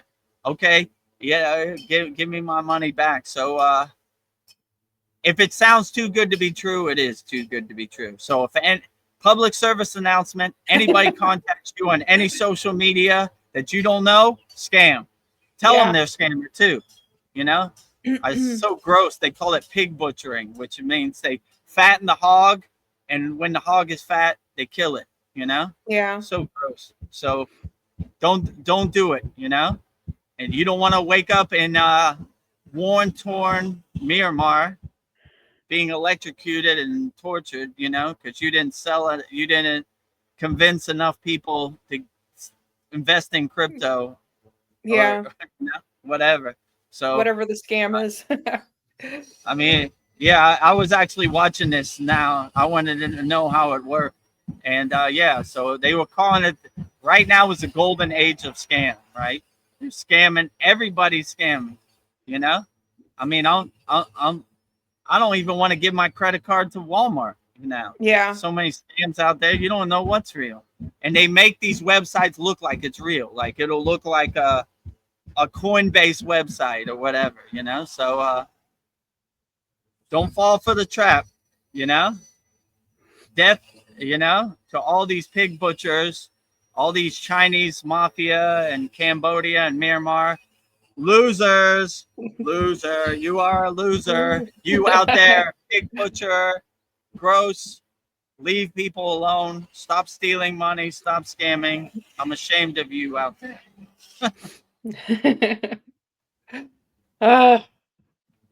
So gross. They're coming. Get ready for it. They're coming for sure. So if any man or woman that you don't know contact you on social media, scammer. So save yourself a lot of headache. And if they offer you a job in Southeast Asia, scam. They're going to don't torture do it. you. They're going to kidnap you. You know, you don't want to wake up in a call center in Myanmar or Cambodia, or I don't even know, maybe probably even India sometimes, you know, so don't do it to yourself. If it sounds too good to be true, it is, right? Be like, nah, I'm good, you know? So believe me, there are a lot of people that have, I don't know, been released and they've told these horror stories, you know? And they had these people when I watch these things like telling, he was like, you know? So if I lived in Bangkok, I would go to the airport right now and I would wait for people to come out, and I already know their trick. They hold up a sign and I'll be like, listen, dude, how'd you come here? You know? Oh, I saw an ad and when I was in India to come to Thailand and live a good life and make a lot of money. No. Scam. Get back on the plane, dude. Hurry up. They're going to put you in a van and you're going to end up in Myanmar. Get out of here, you know? Get out, you know? I'm going to fight these dudes at the airport. Right? Tell the Thai immigration. Scammers, there they are. Right there. Pig butchers. Get them. Oh, my God. What are you doing? Losers, you know? Yeah. So, they're demons. Yeah, they're real demons, right? You know? Like, so have your head on a swivel. They're out here. They're coming, you know? So I don't mean to shock anybody or scare anybody, but protect your energy. Yeah. There are a lot of liars. There are a lot of losers out here. There are a lot of demons. They're trying to separate you from your money. Don't give it to them, you know? Yeah. So any investment you see online, the only place I would invest with is like a real credible place. And I wouldn't even do it online. I would go to the place. Like, I don't know, what do you call it? Merrill Lynch or Charles Schwab, you know? Go to the real office. Okay, I want to invest in stocks. Okay. But online, no, I wouldn't give your money to anybody online, you know? And I hate to say that because I have an online school, but we're real here, you know? Yeah. I've had people who have joined our school, you know, go on a call and all they said was like, I just want to make sure you're real and this wasn't a scam, you know? Yeah, it's real. You know, I'm a real person. I'm available 24 hours a day. Okay. All right. I'm going to join the Kriya Yoga Masterclass. That's all they said. It was like a 2-minute call. Yeah. They just wanted to make sure it wasn't a scam. There's so many scams out here. So protect your money, protect your information online. They're coming, you know? Well, also in the school, if you get to level 8, you get a free membership, and that's just participating and liking people's comments. It takes some work, but me and Kyle have free memberships, so not taking our money. Yeah, so all you have to do is like and comment and you'll get there, you know? So I would suggest everybody to do that, you know? But protect your, you know, if some lady from Asia calls you and says, I love you, you look good, you know it's a scam. It'd be like, VEDAGURUDEV told me about this. No way, you know? But there are a lot of lonely people in Oklahoma or Kansas or Alabama, Miami, Florida, wherever, you know? Like, really? You think I look nice? Let me send you all my retirement money. Oh, please don't do it. It's a different world now. Feed your family, right? So anybody asking for money online, you know it's probably 90% a scam, you know? Yeah. But they're always trying to play on your greed. You want to make money? The golden wave is crypto. You know, click on this link. It looks right. You know, they make up a bunch of stuff in Photoshop and everything. Oh, this looks real. Oh, I got my money back. You know, they ain't giving you no money back. Ask for your money back, right? Invest $10 and ask for $10 back and see if they give it back. And you'll see the scam right away, right? Okay. Yeah, it's not really working for me. You know, they're going to show you a bunch of numbers. Look, you made $100. You know, okay, give me the $100 back. That's when you see the scam. They're stealing money. They ain't giving money back, right? So If you want to see the scam, just ask for your money back. Okay, I made $100. You show it on the dashboard or your fake website. Give it back to me.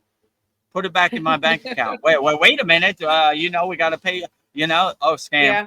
Okay, shove my $10 up your ass, scammer. Loser, right? Loser. Loser. But I love you. You're so beautiful. Loser, you're a liar. Okay, fly here right now to Oklahoma and see me. Oh well, I don't know. My mother's in the hospital. Liar, scammer. So if you want to see the scam, ask for your money back, right? A reputable place will give you your money back. I just saw a funny scam. It was YouTube will pay you to watch videos, but you just have to pay $28 for a service fee. And I typed it in, is this a scam? And like, yes, YouTube does not pay anybody to watch videos. Of course. They make us have 3,000 watch hours to get monetized. They're not giving money away. For sure, they're not. They don't want anybody to watch your videos. It's all a scam to separate you from your money. Any job you have to pay to work, it's a scam. Yeah. You go to work to make money, not pay money. Oh, give us $500 and you could work this job and make millions. Yeah, sure, scam. I go to work to make money, not pay money. Any job that tells you to pay money to work, scam for sure. Same thing.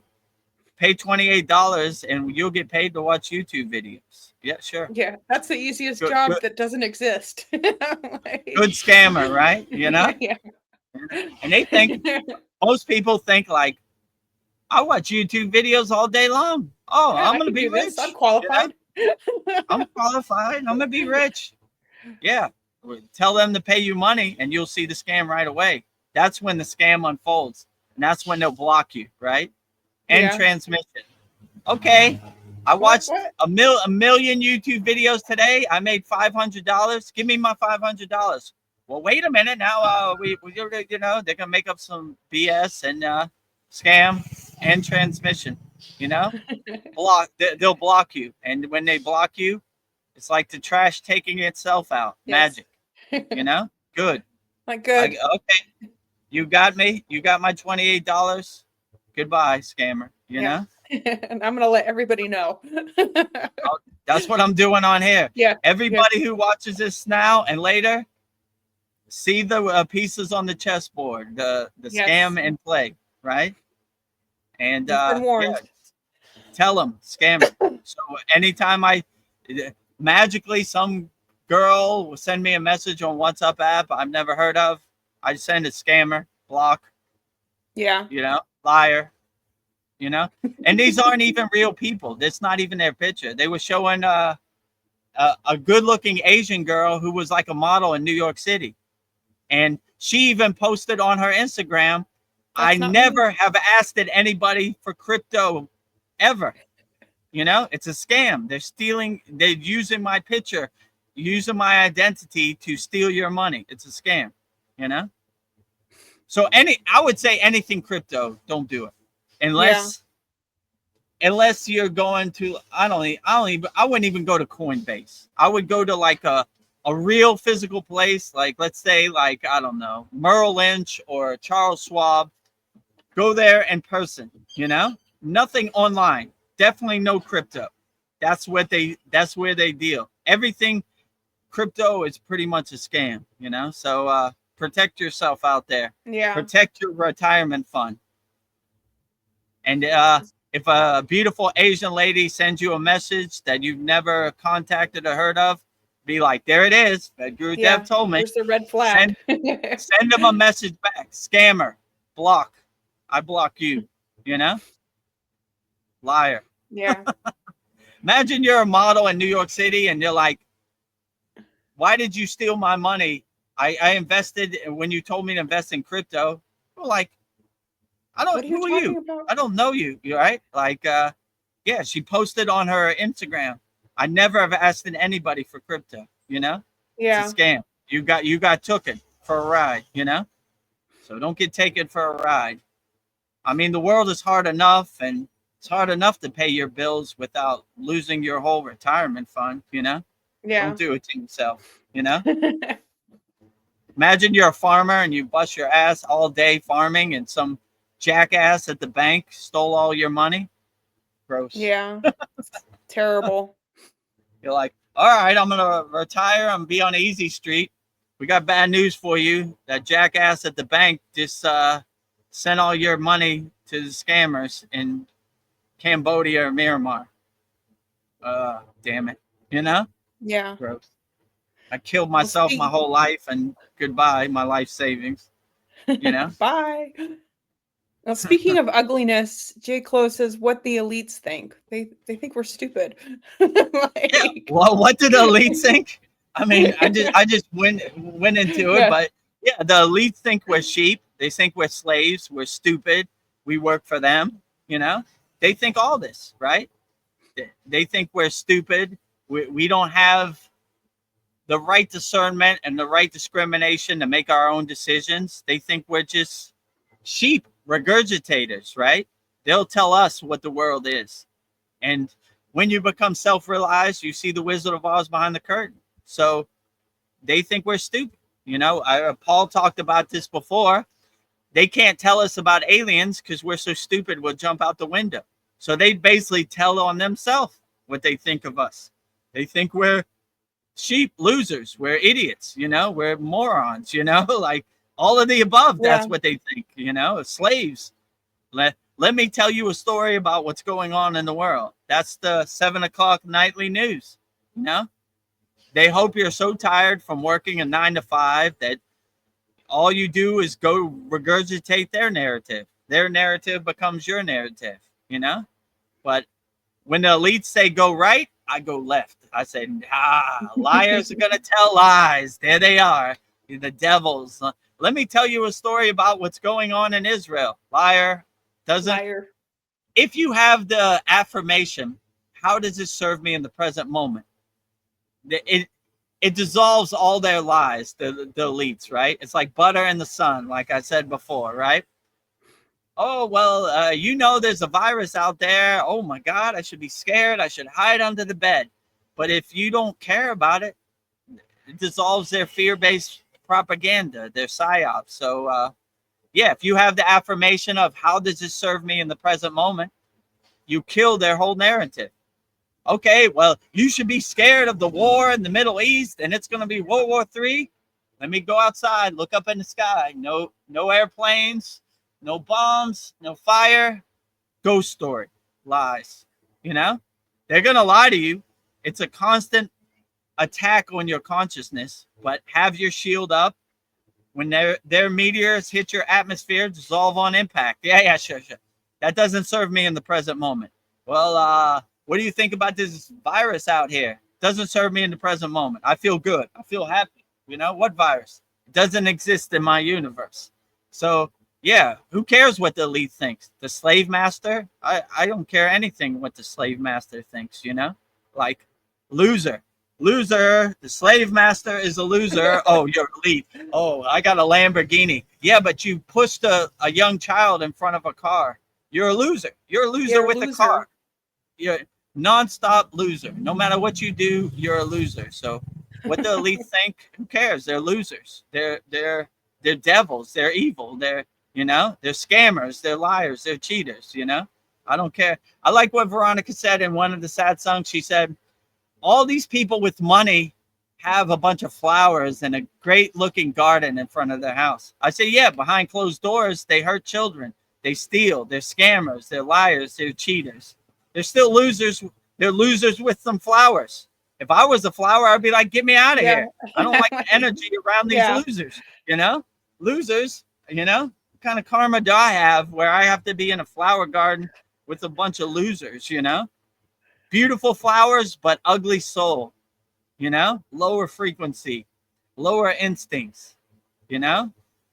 So, yeah, we try to be loving, helpful, 24 hours a day. These losers think if they give $100 at some church, they'll be forgiven for their sin. So be a 24-hour a day, helpful, unconditional, loving nuclear power plant. and see the losers for they are. Losers, you know? I got a car, yeah, but you're driving a piece of metal as a loser. Loser. Loser. What'd you do to get that car? Still a loser. Loser with a car. Loser with $1 million in their bank account. Loser, you know? So it's time we expose the losers for who they are, you know? And the elites are losers. Liars, cheaters, liars telling lies. Loser, I see you, loser. I see you. Loser. I'm not buying what you're selling, you know, loser, right? Let me tell you a story about the world. Loser, liar, you know, I don't believe anything you say. Loser. So that's what I think of the elites. Super losers, you know? Super Loser. losers. I see you, loser, you know? You're the mold on my berries. Like you're You're the scum on the bottom of the ocean. Losers, you know? Losers. Nothing cool about you, losers. Yeah. No Anybody who harms or does violence to get money or hurts people, or steals people's money, cheats people, scams people, they're losers. See them for who they are. Loser, you know? Okay. Joe Kasanli says Joe and his weed fried brain. Well, I love the guy anyways, LOL. Are you referring to Joe Biden? Which Joe are you talking about? Like... Yeah, clarify which Joe. There's a lot of Joe out here, you know. Who, but Joe I love Rogan? him anyways. Joe Rogan? Oh, maybe Joe. We were talking about Joe Rogan. Okay. I mean, I listen to Joe Rogan every day. So like, but I'm not attached to it, you know. I use my own discernment, my own discrimination to decide what is real and what isn't. And I don't know, most of it doesn't exist in my universe. You know, it's some interesting topics to pass the time while I'm doing my Kriya yoga work, you know, from my Kriya yoga school, you know. So I'm not invested in it. It's just playing in the background like the radio while you're cleaning your kitchen, you know. That's how I listen to Joe. I'm not invested in it, let's say it like that. But that's how I watch movies too. Like one eye is on the movie and mostly listening while I'm doing important stuff, you know, helping people. Yeah, important stuff. Winner. Winner. Yeah. Winner, you know. How do you do it like Wu-Tang, helping right? people. Yeah. How do you do it? Wu-Tang, right? I was thinking like a winner. Wu-Tang, winner. Wu-Tang. Put your W's in the sky. Wu-Tang is for the children. Wu-Tang forever. That's our new mantra. Shout out to my friends in Wu-Tang, right? Wu-Tang is forever. Wu-Tang. Put up your W's. All I do is win. DJ Khaled. Yeah, all you Miami, do is Florida, win. 305. Do you recommend fasting? Yes, we do. Oh, we went in a long rant on this in our last sad song. You probably saw it. So yeah, 100%. We definitely recommend fasting. Every Thursday, I fast 24 hours a day. Every day, I pretty much fast. You know, I eat every once day a you day. be fasting. Every day, I be fasting. So I intermittent fasting, and you know, I would recommend it to everybody. You know, if you have any health problems, I would probably say the best thing you could do is fast. You know, I mean, as long as you're not hit by a bus or something. You know, like if you want to lose weight, lightning path fasting. You have some health issues, fasting. You know. I would recommend fasting for everything. So I fast for sure. You know, that's a practice I learned in the Himalayan mountains, and I incorporate it into my daily practice, integrate it into my daily practice. So intermittent fast as much as you can. Like I was telling Sandy in the last sat song, you know, fast for 8 hours. When you overcome that and you feel comfortable with 8 hours, go 9 hours.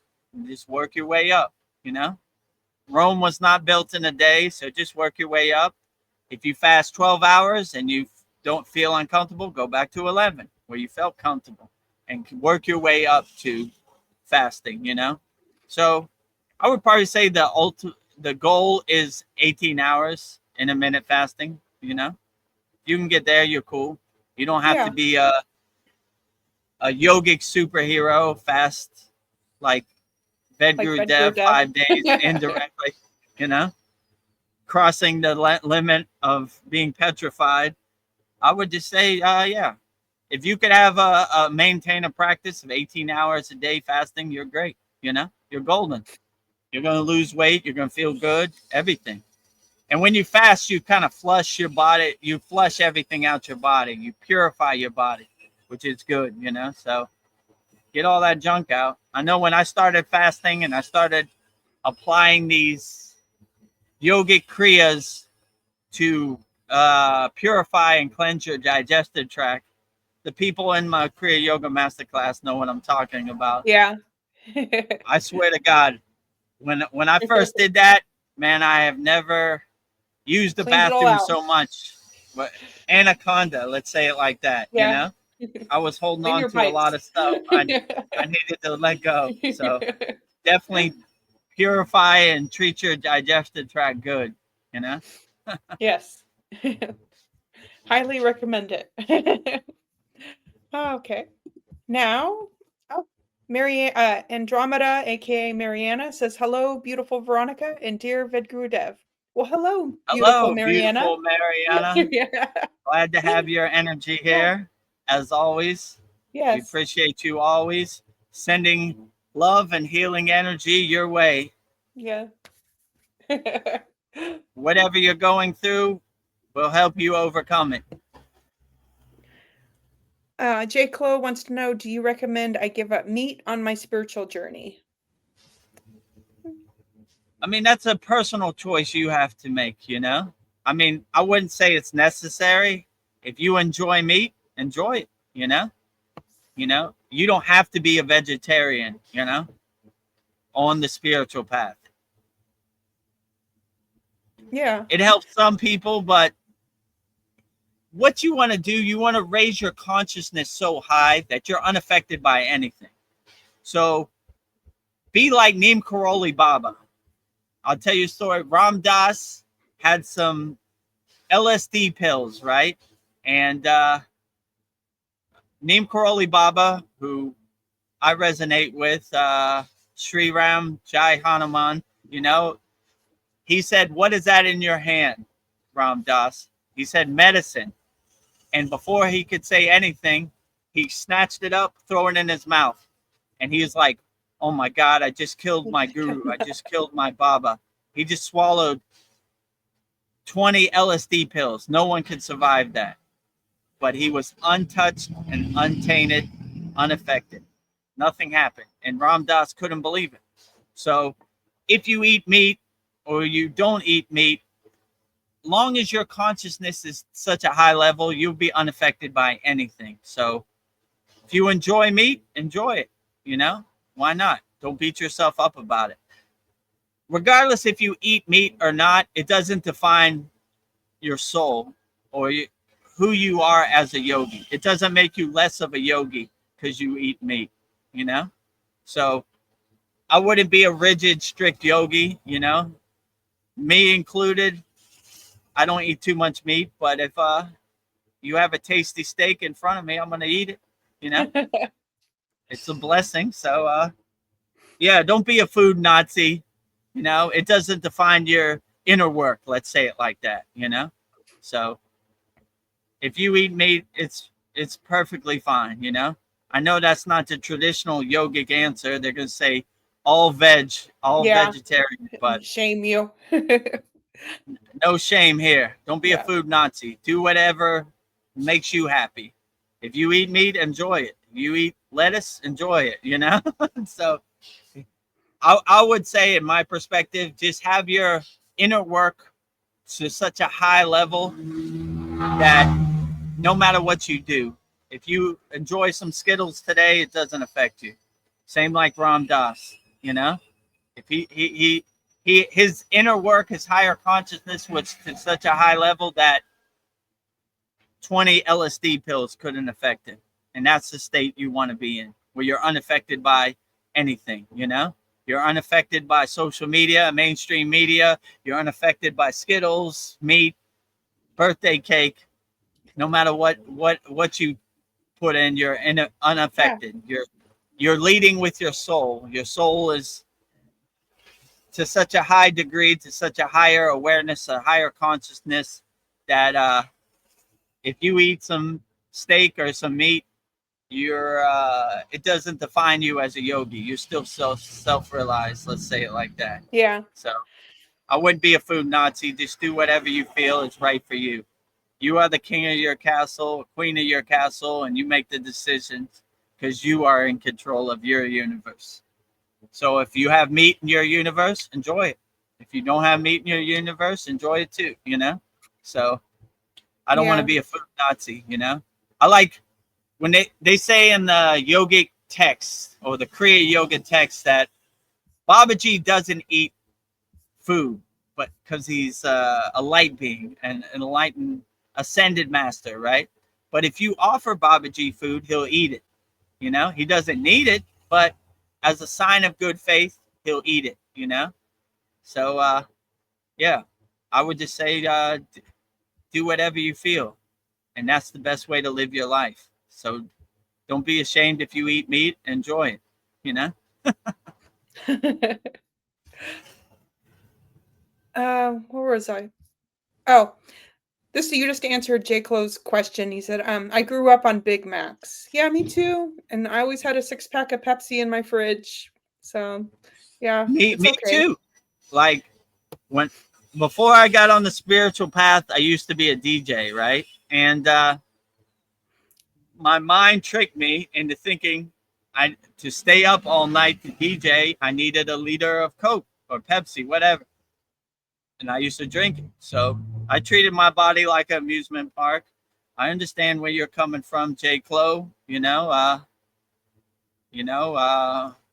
wouldn't eat a Big Mac every day because you might wake up like I don't know, maybe not. I used to wake up like I got hit by a truck after drinking all that Pepsi. Like, oh my god. I'm feeling this. I mean, I don't know. Like, if you enjoy Big Macs, just enjoy it. Don't beat yourself up about it. I wouldn't eat a Big Mac every day, but it happens to the best of us, me included. I used to eat a Burger King, Big Mac, all of the above, every fast food you could think of. So drink Pepsi, but I just realized I couldn't treat my body like an amusement park no more. I just can't do it no more. So I felt like a click in my life, and I just said, okay, and then I got on the Kriya yoga path, and I shed all that. It no longer serves me. So try to get sugar out your life as much as possible, but it takes some work. Definitely for me. I went through withdrawals, everything. Like I was addicted to drugs. Like I was craving that sugar. But if I could do it, you could do it, No longer serves you. Yes. Your body can't do it. You can't treat your body like an amusement park. So the older you get, the more you say, I can't do it no more. So that's basically what happened to me. I just couldn't do it no more. Kassan Lee, he says, I think words and labels are the problem. We see words and labels, not the real world. Wow, that's a very profound thought. Yes. Yeah, exactly. But if you see words like smoke in the air, they don't really affect you. Whatever the words are, don't let it affect you. So feel the energy, feel the deeper meaning behind the words. Words have no meaning if they have no action behind it.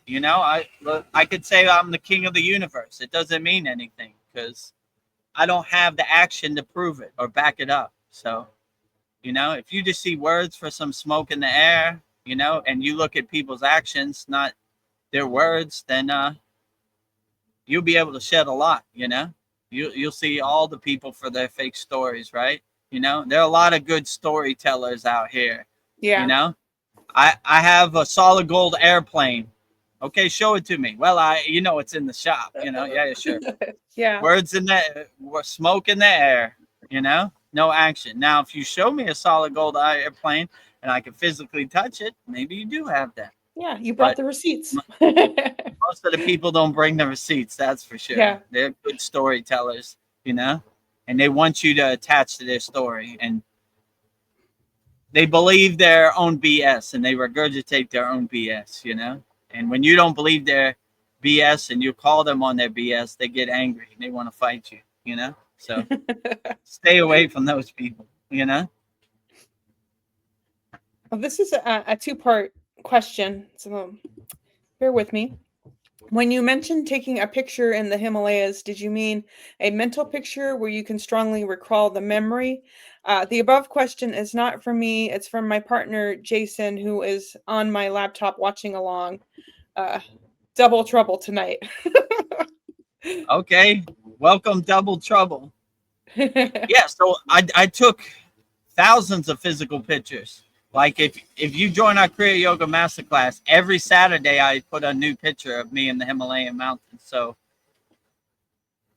I have good mental pictures and I have good physical receipts and proof that this actually took place. Videos, pictures, endless, right?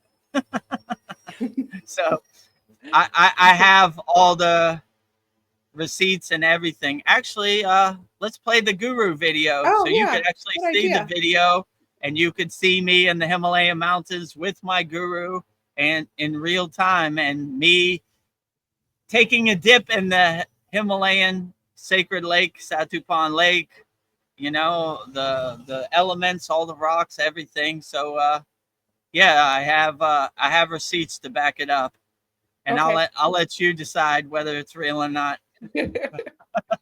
Welcome, my name is VEDAGURUDEV, and I am honored to be your teacher in this transformative practice of Kriya Yoga. I am an award-winning Himalayan yogi, holding the highest certification in Kriya Yoga instruction, recognized by India's most respected yoga acharyas. Since 2018, I have been teaching this profound spiritual science of Kriya Yoga to students all around the world, helping them unlock their inner potential, aligning with the divine. Who is VEDAGURUDEV'S guru? My revered guru is Swami Vedananda Saraswati. He is one of India's most respected yogis, swamis, and spiritual teachers. His ashram is located in Dwadahat in the state of Uttarakhand, India, nestled amidst the serene Himalayan mountains, near the sacred Babaji's cave. Swami Vedananda is not only a master of yoga, but also the author of several renowned books on the subject, sharing timeless wisdom with seekers worldwide.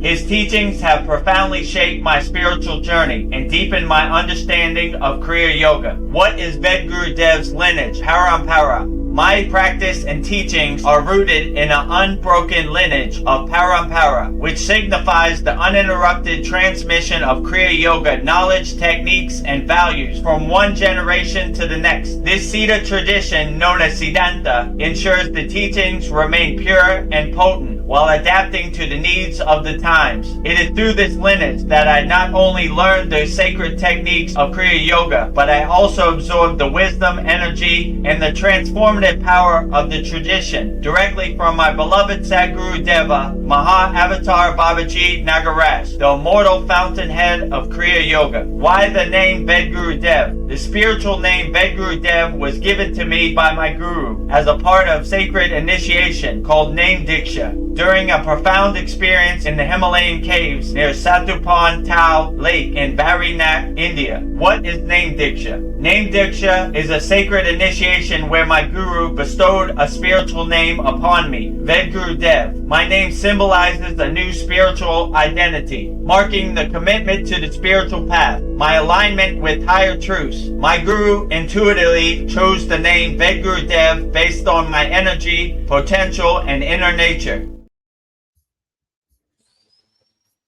Okay, there you have it. You know? So Double Trouble, Sandy and Jason. Hopefully that answers your question about, yeah, so I have many physical pictures, physical videos, and receipts from the Himalayan mountains. So I revisit my cave in the Himalayan mountains when I transition into sleep every night. I think we have somebody new That Oh, I'll skip what do you down call to it? them. Where Duggar? Wudanger? Okay. Yeah. Okay. Let's see what he. No yogi or yogini left behind. So He says, hi, Jason here. If you want a good laugh, you should check out the movie Kriya from 2020. It's a horror movie about a world famous DJ who discovers Kriya, LOL. That's not nice, Jason. yeah. Wow. Right. Jason, to be better. Also a horror movie. Some guy coming on a live stream with negative energy, right? I should have read this comment before I said it. Oh Jason, yeah. I couldn't see it. be better. This is good comedy. Yeah, I got a horror movie called Jason, loser telling lies and making up fake stories to make himself feel better, judging other people on the Kriya yoga path. Loser, Hoondunger. All right, never mind. I walked into that one. Yeah, he's got another one that's not very nice either. All right, let's hear it. I take the good with the bad. Yeah. You might not make it through the whole movie, but get a couple of good chuckles before you turn it off. LOL. Oh, I get a good chuckle from your comments. Your nice trolling. Yeah. I might not make it through all your comments. Laughing at it like the joke it is, right? Getting my popcorn. Ah, ha, ha. Jason, that's the best you got. Yeah. You know, if the shoe fits, wear it. Yeah, judger. Judging other people. Yes. Not very yogic-like, right? Yeah. If you don't approve, change the channel. Yeah. You know? Nobody's forcing you. Helping people here unconditionally. Yeah. If you don't like the movie, change the channel. I got a movie, a funny troller named Jason. Yeah. It makes me laugh all day long. Ah, ha, ha, ha. Yeah. Ah, ha, ha. Good fun. I get a good chuckle from your comments. That is the funniest movie ever, you know? Laughing at the Joker like it is, right? Yeah. The shoe fits, wear it. Loser. Oh. Okay. Judging other yogis, you know what you are. Yeah. We still love you, Jason. Like, forgive them, for they know not what they say and do. If the shoe fits, wear it. Yeah. Right?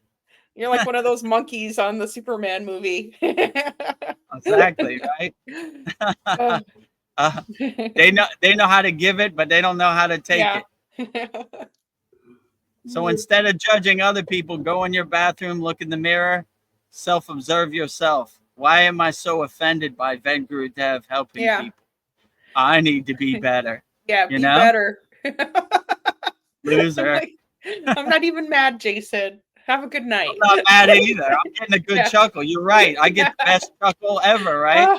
Funniest joke on the comedy movie I ever seen is your comments. I'm sending you love, Jason. Like, oh my God.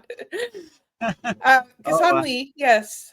Shiva is the destroyer of illusions, right? Yes. True. Destroyer of ego. Yeah, when you see the statue of dancing Shiva, he's stepping on the ego. So there's a person he's stepping on, which symbolizes the ego, and his foot is up to enlightenment. So yeah, he destroys illusion, Maya, ego, all lower emotions, all of that. Same with Kali too. So when you see her holding the head, cut off head in her hand, that's really her ego. And the necklace of skulls is all of her ego that she slayed and killed. So yeah, destroy your ego and no longer serves you, you know? It's an illusion. Oh, here's a quote. I've become the destroyer of the worlds. Oppenheimer. Oh yeah, Oppenheimer. Yeah, that was a quote from the Bhagavad Gita that he said in there, you know? So yeah, destroyer of all worlds. But like I said, that's only 1/5 of the story, right? So if you see the 5 functions of Shiva, the creator, the destroyer, the preserver, what they call it, the obscurer, and the grace. So it's really symbolizing Shiva as everything. He creates, he destroys, he preserves, he has grace, he obscures. So everything, right? So yeah, when they said that in the movie, I was like, that's only 20% of the story, So Yeah. I like to see Shiva as everything and everywhere. So when they say Shiva as the destroyer, I was like, yeah, true, but he's everything, So I say Shiva is everything, and that's symbolized in the dancing Shiva statue, Shiva Nagarash, which was, the creation, the circle of life, the creator, the preserver, the destroyer. So he is everything and everywhere, in my perception. Some people like to say he's just the destroyer, but in my opinion, that's 20% of the story. Yeah, and I think Sandy's commenting on that who dunger murder Kriya who what like what are we talking about? Yeah, Hoon I don't know. Yeah, who? People want their story to become your story, but when you really step back from the TV, you see it for the comedy show and the Yeah. joke it is, right? My guru used to say, we don't talk about Kriya, we do Kriya. Yeah. And we don't take Kriya advice from lower frequency beings. Let me tell you a movie about Kriya. Yeah, sure. Lower frequency being. Horror and Kriya don't fit in the same sentence, so whatever. I call your comment a horror movie, Keep your lower frequencies, your lower energy out of my universe, Yes. Doesn't fit. But it hits my shield and dissolves on impact, Ding, so ding, I laugh ding. at it like the joke it is. Dissolves. Yeah, okay, sure. Yeah, Kriya movie, horror. Yeah, sure. Right. Funny ghost story. Funny joke, right? You're so loving, and you're offending people with all your great energy. Some people can't handle it. Fitzguru says, may love touch you all, guys. Yes. Yeah. Let love May touch love be your guiding light, be your North Star. you. Yeah. Always lead with unconditional love. Coming from a place of hate, always don't do it. Always come from a place of love, not from a place of hate. Question again, Guru. Would you say there's no one to get liberated?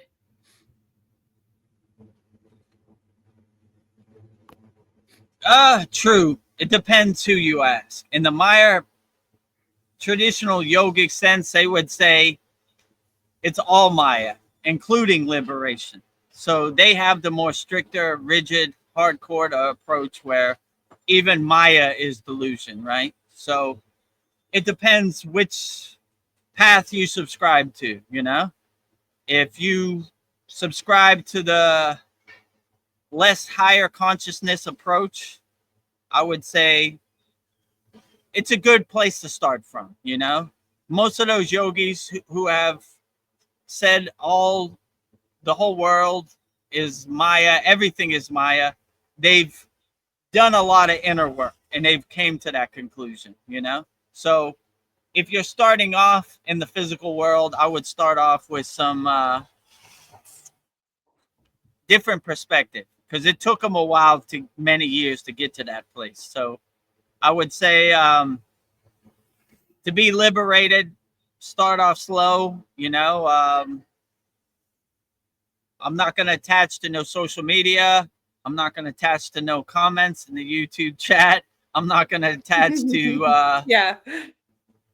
any mainstream media, And this is probably the faster track to liberation, You don't let other people's story become your story, or you don't let other people's comment become your comment, or other people's perception become your perception.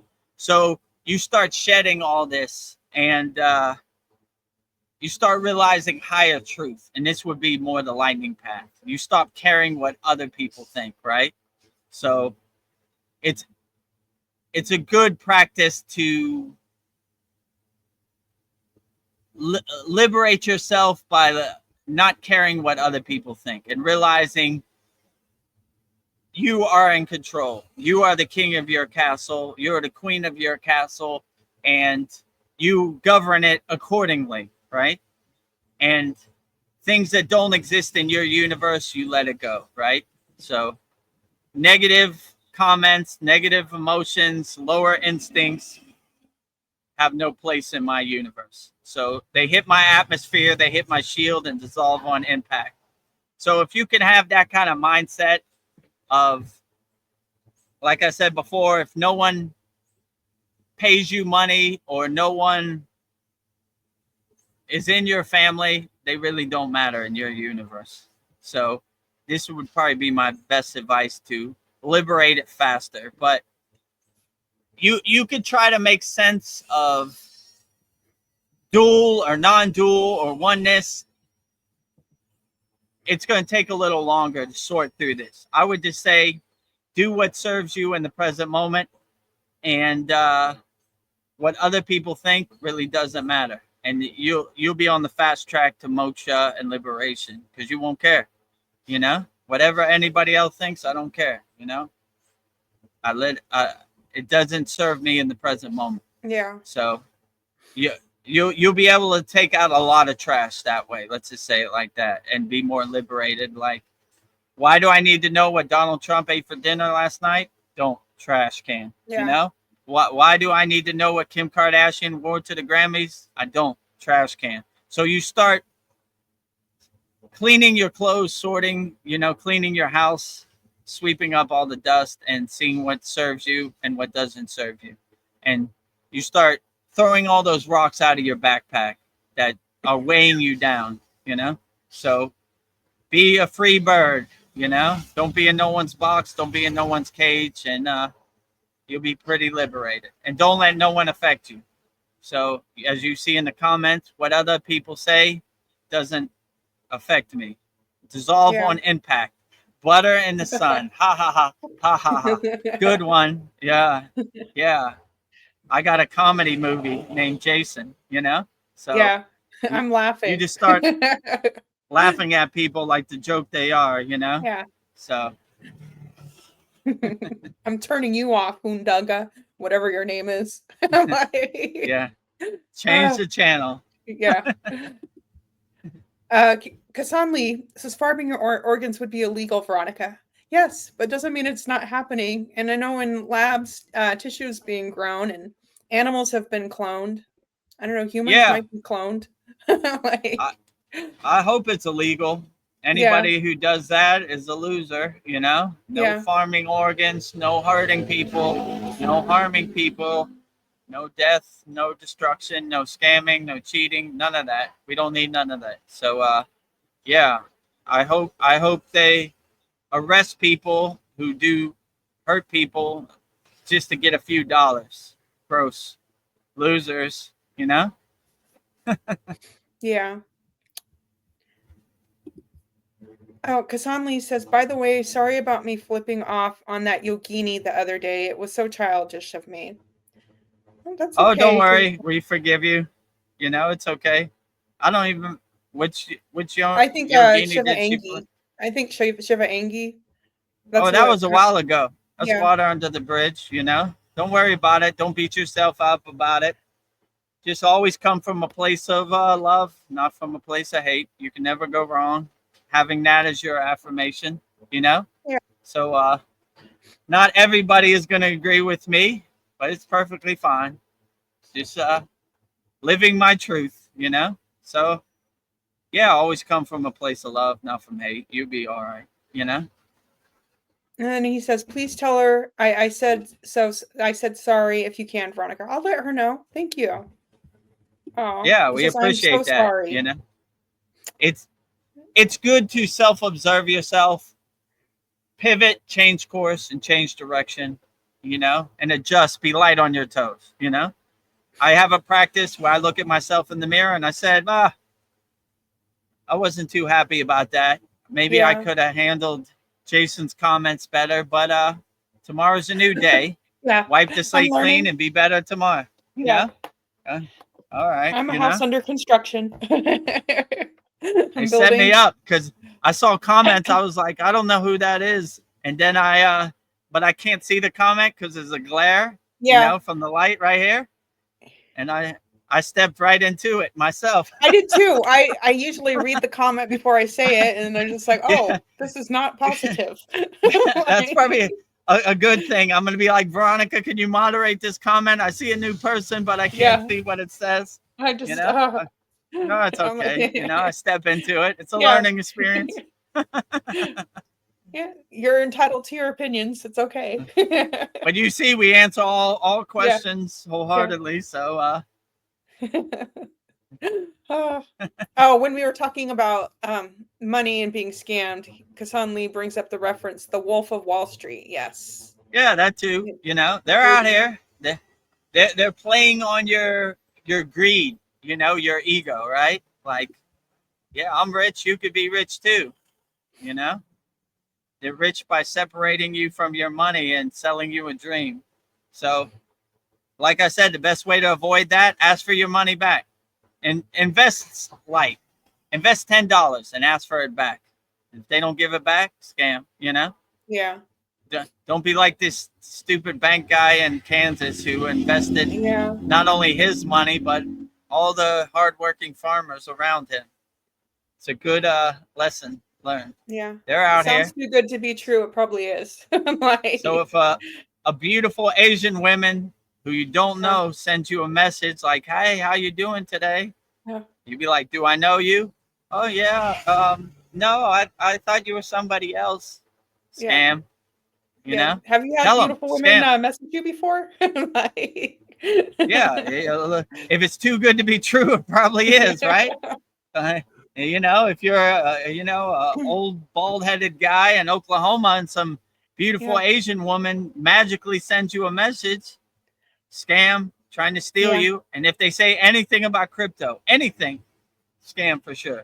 Yeah. That's how they get you. Anything crypto. Or maybe you're wealthy and funny, and they're messaging you because of that. Who knows? I doubt it. Don't do it to yourself. That's how they get you. You think like, oh yeah, I am handsome. You're right. Yeah. Asian girls do love me. Famous last words. Just ask that banker in Kansas. Oh man. Got them. That's a big lesson. And look how they look at you. Pig butchering, right? Yeah. We fatten the pig by lying to him, selling him a dream. We get him to buy into crypto, which is fake. We send him a bunch of fake screenshots that we made up. And when he asks for his money, we kill the pig. We steal it. Block transmission, So look how they look at you, Yeah. Butchering the pig. That's how they look at people out here. So don't do it to yourself. Like, and if you don't believe me, just type in pig butchering in YouTube. You'll see it all. That's how I saw it, actually. Yeah.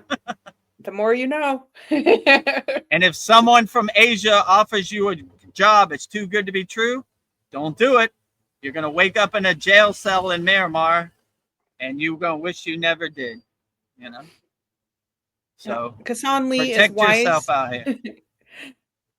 I was just going to say, Kasan Lee, he is wise. He says, I don't even touch online money websites. Yeah, don't do it.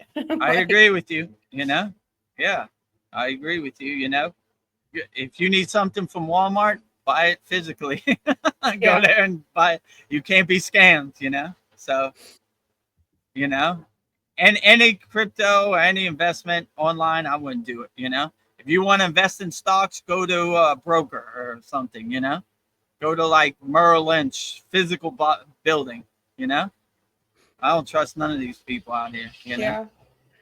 And if you want to meet a nice girl, go to your local bar. Yeah. All these people, they're not even real people. Like I told you, they stole this Asian model's profile picture, and people started contacting her like, why aren't you coming to meet me? Why'd you steal all my money and told me invest in crypto? She put on our official Instagram page. I have never touched crypto in my life. And if anybody tells you I want you to buy crypto, it's a lie, you know? So they're coming, Yeah. you know? They call me every day. They call Veronica every day. Yeah. They're coming. Yes. Now you know. And when they call you, say like VEDGURU Dev warned me. There it is, right? There's the Asian lady who I never met in my life sending me a message, you know?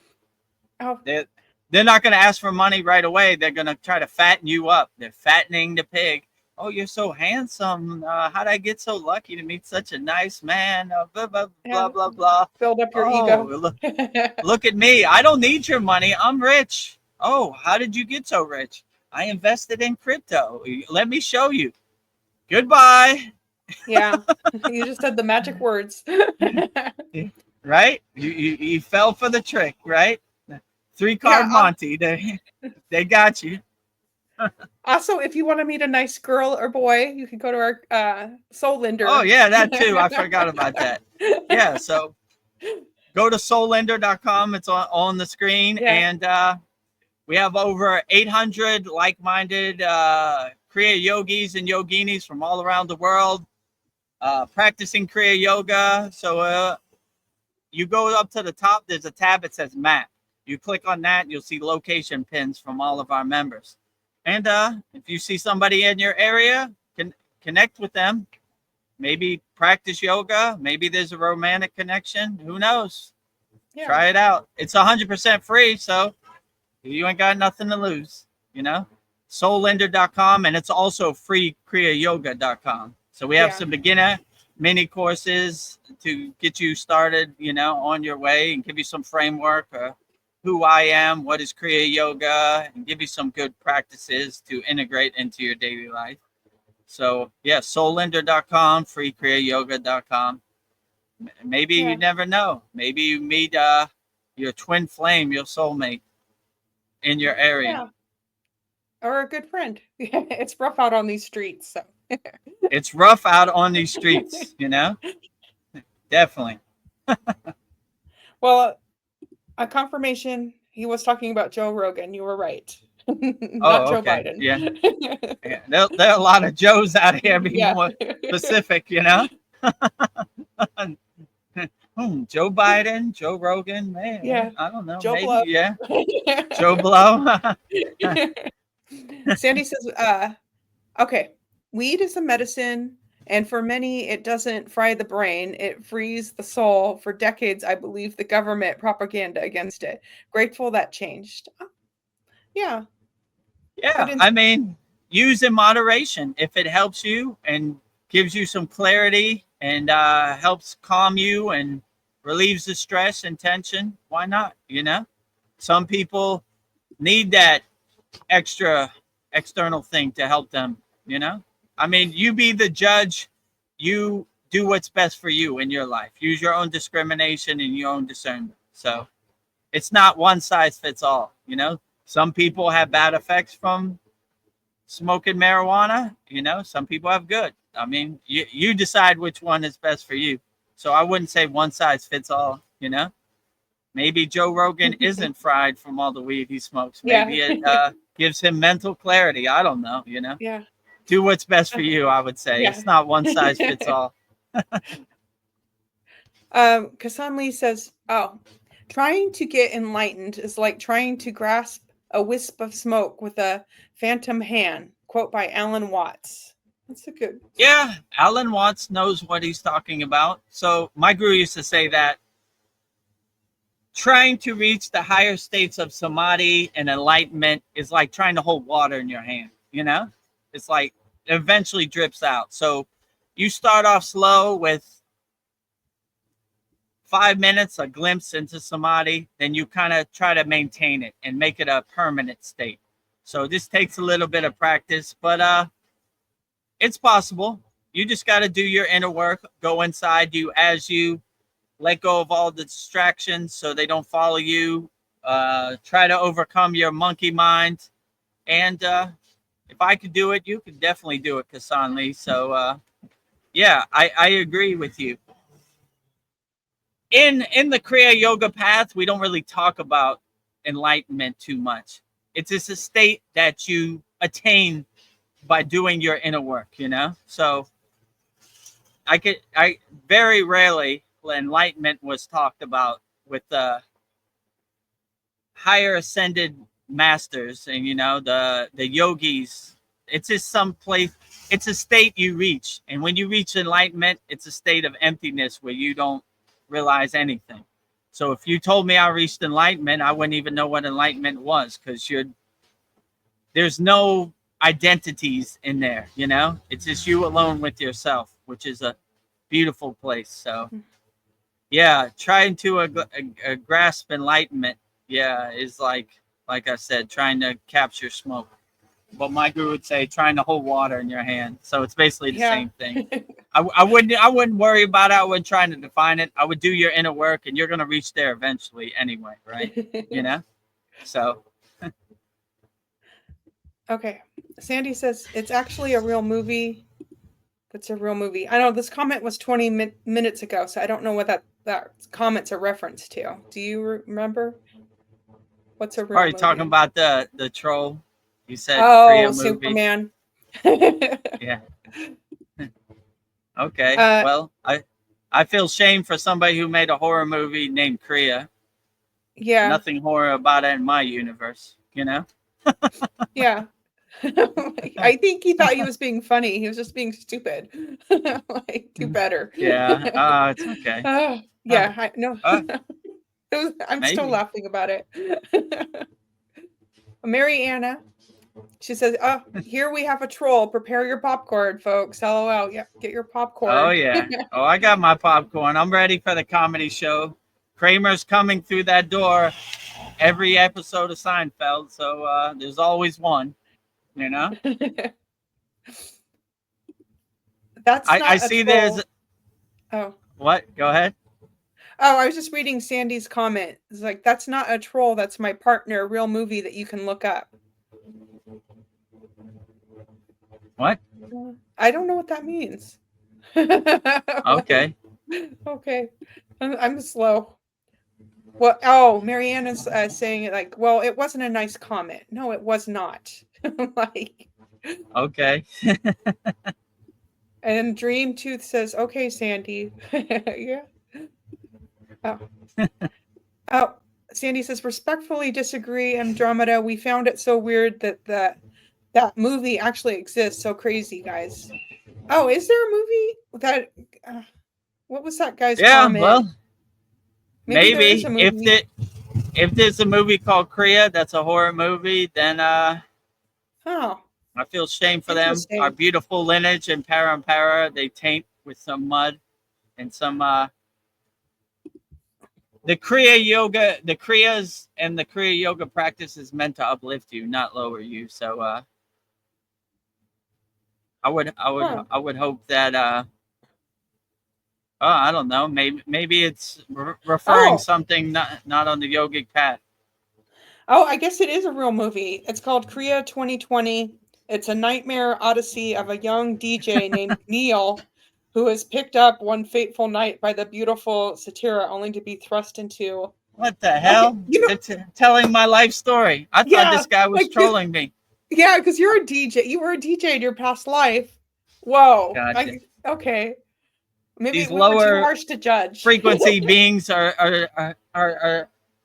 trying to mess me up. Yeah. Because how weird. Oh my God. It's like your life story. That is pretty weird, right? I was like, there's no way that's possible in a movie, right? That's too young. Because you probably met some women that were crazy in those times. Okay. Yeah, you got stories. Well, damn it. Yeah. Okay. Oh, my brain is fried. Okay. Mariana says, okay, no commercials, LOL. Okay. We're going on a ride here. Andromeda says it's the way he put that comment up. It was interpreted totally the opposite way, but I'll leave it to VEDAGURUDEV. It was addressed to him. Yeah. Okay. Well, yeah, I already addressed it, you know. Yeah. But well, there's some weird synchronicities in this world. Kriya, I was like, there's no way that's a real movie. yeah, I thought he was making a. Oh, okay. What is Kriya like? The Kriya yoga or like? Let me that's look just at what that up they again. call it. It's called Kriya 2020.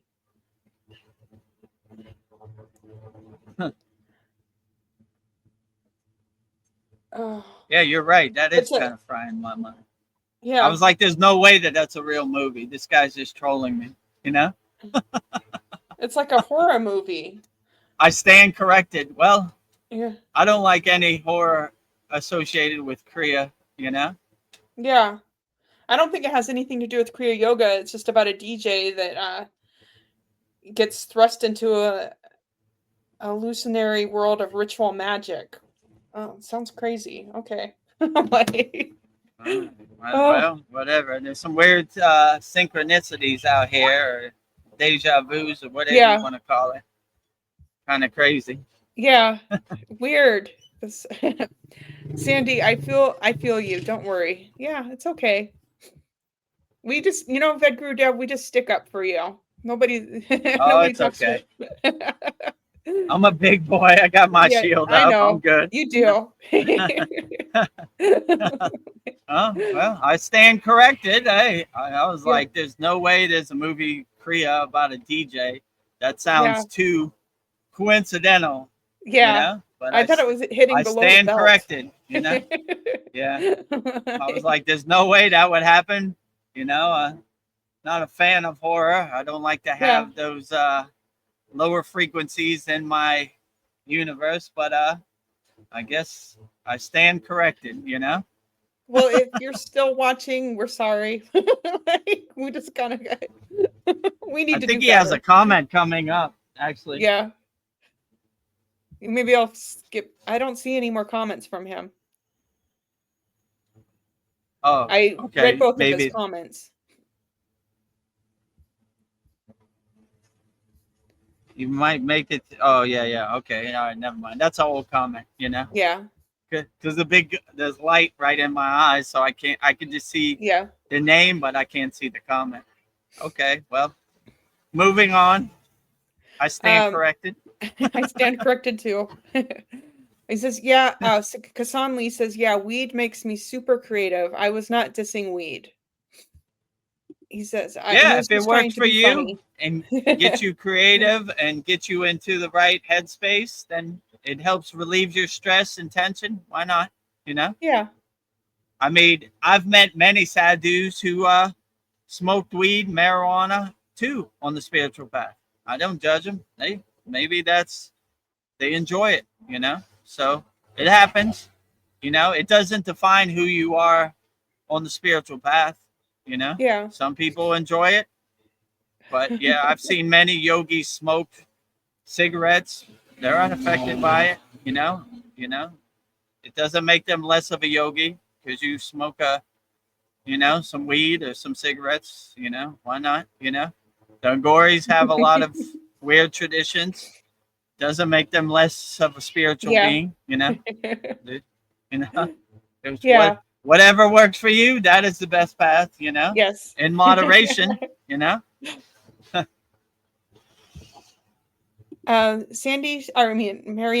Mariana shares, I'll do for psilocybin, aka magic mushrooms. I microdosed for 4 months last year. Then I took about 3.5 grams in a ceremony, also last summer, and it was a very profound. I left my body. Oh, cool. Yeah. Sometimes you need some external things to get you in that state or get you to the higher state, you know? So, yeah, if it works for you and you have a profound realization in that state, then why not? Just in moderation, you know? If you find yourself on a roof with a rifle, discontinue magic mushrooms. Yeah. If you find yourself under the bridge sleeping, discontinue magic mushrooms. If you could integrate it into your daily life, why not? Yeah. You know? If it's not hurting you or anybody else. Right. Yeah. If it's not hurting anybody else, then why not? You know, if you like to take microdose a couple of magic mushrooms on your day off, then why not? Oh. Hoondaga is back. He says, no worries, guys. Am I still blocked? I didn't know you were blocked. I didn't block you. Yeah, you're not blocked, you know? Yeah. We thought that it was highly unlikely that there was a movie called Kriya that was a horror movie about a DJ. I don't know if you know, but before I got on the path of Kriya Yoga, I was a world famous DJ. So I was like, I think this guy's hitting me below the belt. You know? Yeah. I was just defending you you. probably didn't even know, right? And I was like, I don't know about that synchronicity, that coincidence, but stranger things have been known to happen. So I stand corrected. You're not blocked. Yeah. Come in. I say come Actually, in peace or leave in pieces. You know. I still we have work. uplifting energy, not lower energy. So Like, send some loving energy. You're not blocked. All love. Like, I need to do more work. Hassan Lee says enlightenment isn't even a state. I'd say when you release even the need to get enlightened, you're enlightened. So to say just this, nothing to get. Oh, that's very profound. Yeah, true. It's like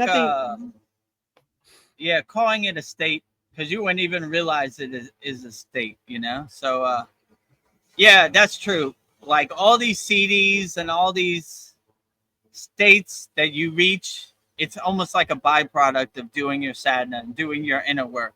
So when you're enlightened, you don't even realize you're enlightened. I mean, other people define it as enlightenment, and other yogis would they wouldn't even talk about enlightenment. It's just I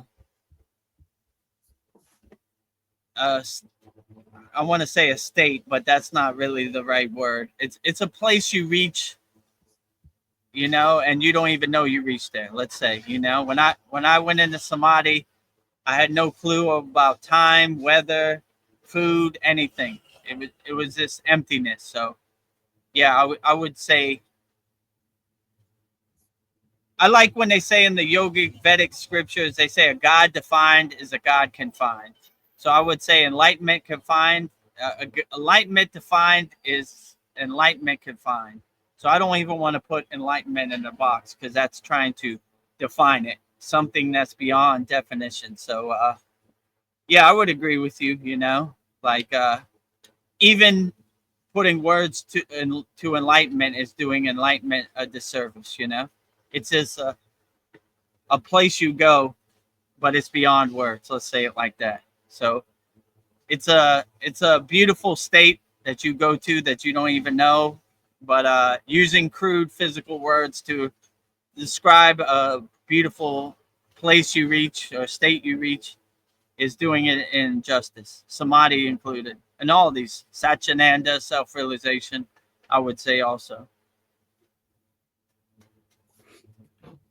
Well, believe it or not, that was the last comment. Like, okay, great. Well, yeah. If you have any other questions, put it in the YouTube chat. We'll try to answer it wholeheartedly as best we can. Oh, Hundagra was saying yes. Sorry, I was just trying to connect and found it really weird. Yeah, that is weird. Oh. Yeah, well, that's a weird synchronicity. Yeah. I stand corrected, you know? Yeah. You know? Well, I would wish they wouldn't make a horror movie about Kriya, but I guess they've made a movie about everything. So yeah. I stand corrected, you know? I'm not a fan of the horror genre. I'm more centering myself, aligning myself with love, helping, compassion, kindness. But interesting, you know? Yeah. Who knew? Oh, Hundaga says, I know it can happen with comments and sense of heart. Well, yeah, we send you a heart back. Sorry we misjudged your comment. Yeah, you know? I'm so sorry. It's okay. A weird connection. You know? Yeah, I don't know. You know, yeah. I thought it was like, well, highly unlikely. You know, Yeah. Maybe Hoondogger's trying to hit me under the belt, but Yeah, it was a now horror movie. I thought. I stand corrected, right? Yeah. Uh, this is a thought I've been having, like, but what is spirituality? And it's not like wearing the spiritual clothes, the mala beads, the bindu between your eyes. I think,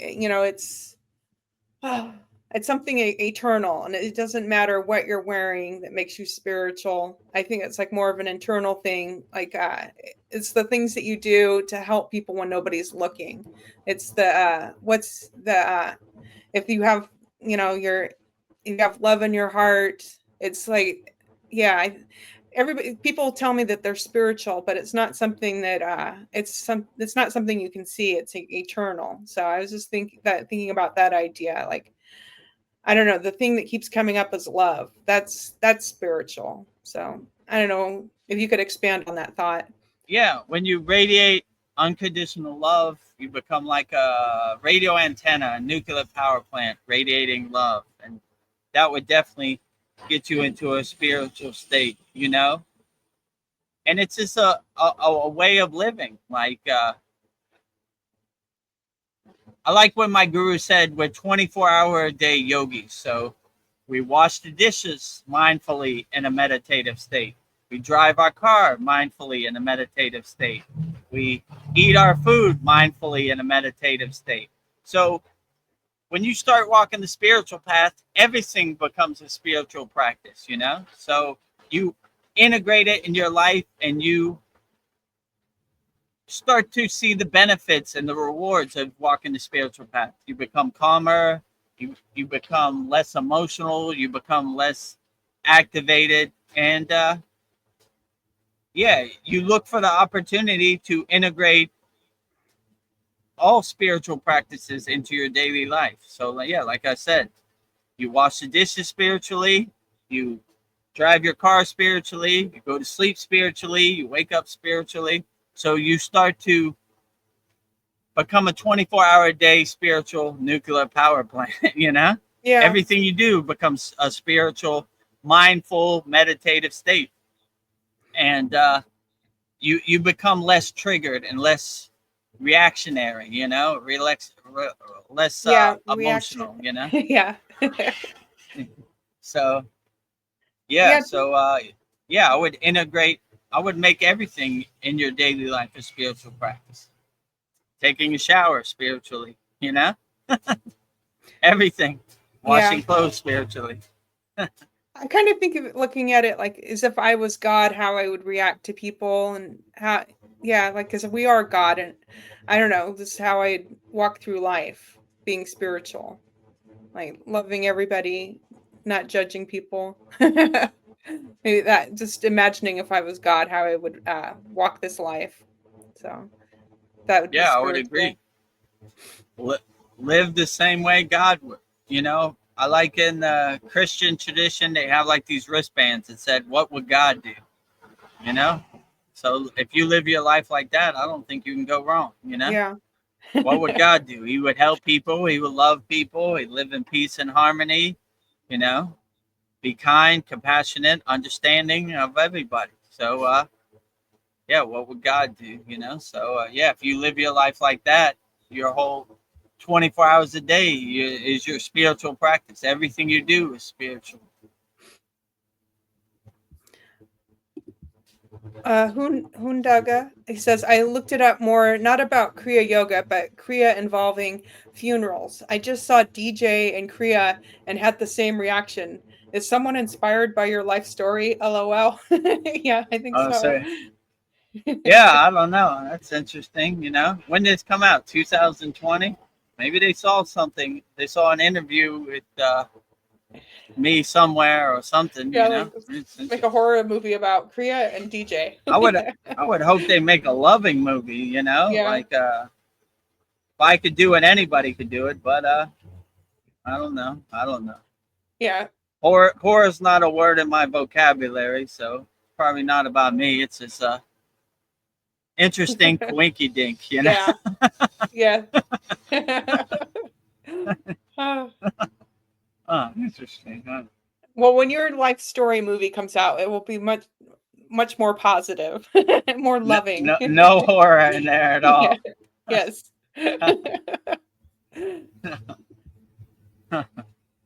Oh, Kasanli says, okay, Guru and Veronica, gotta go. Love and light. Thank you for answering my questions and all. Namaste. Namaste to you, Kasan. Love and light to you, Kasan Lee. Have a great day. Thank you for coming. We'll be back on Wednesday, 9 p.m. Eastern Yeah. Standard Time, and we will be having our Halloween satsang. It'll be Yes. a great shindig, so make sure you dress up in your costume and join all the activities. Well, we're on 3 hours. I don't know. Maybe we should wrap it up. How are you doing? Okay. Yeah, we can wrap it up if you need. Let me see. Do I have any more questions? Let me see if I can find something. What were my thoughts today? Let me think.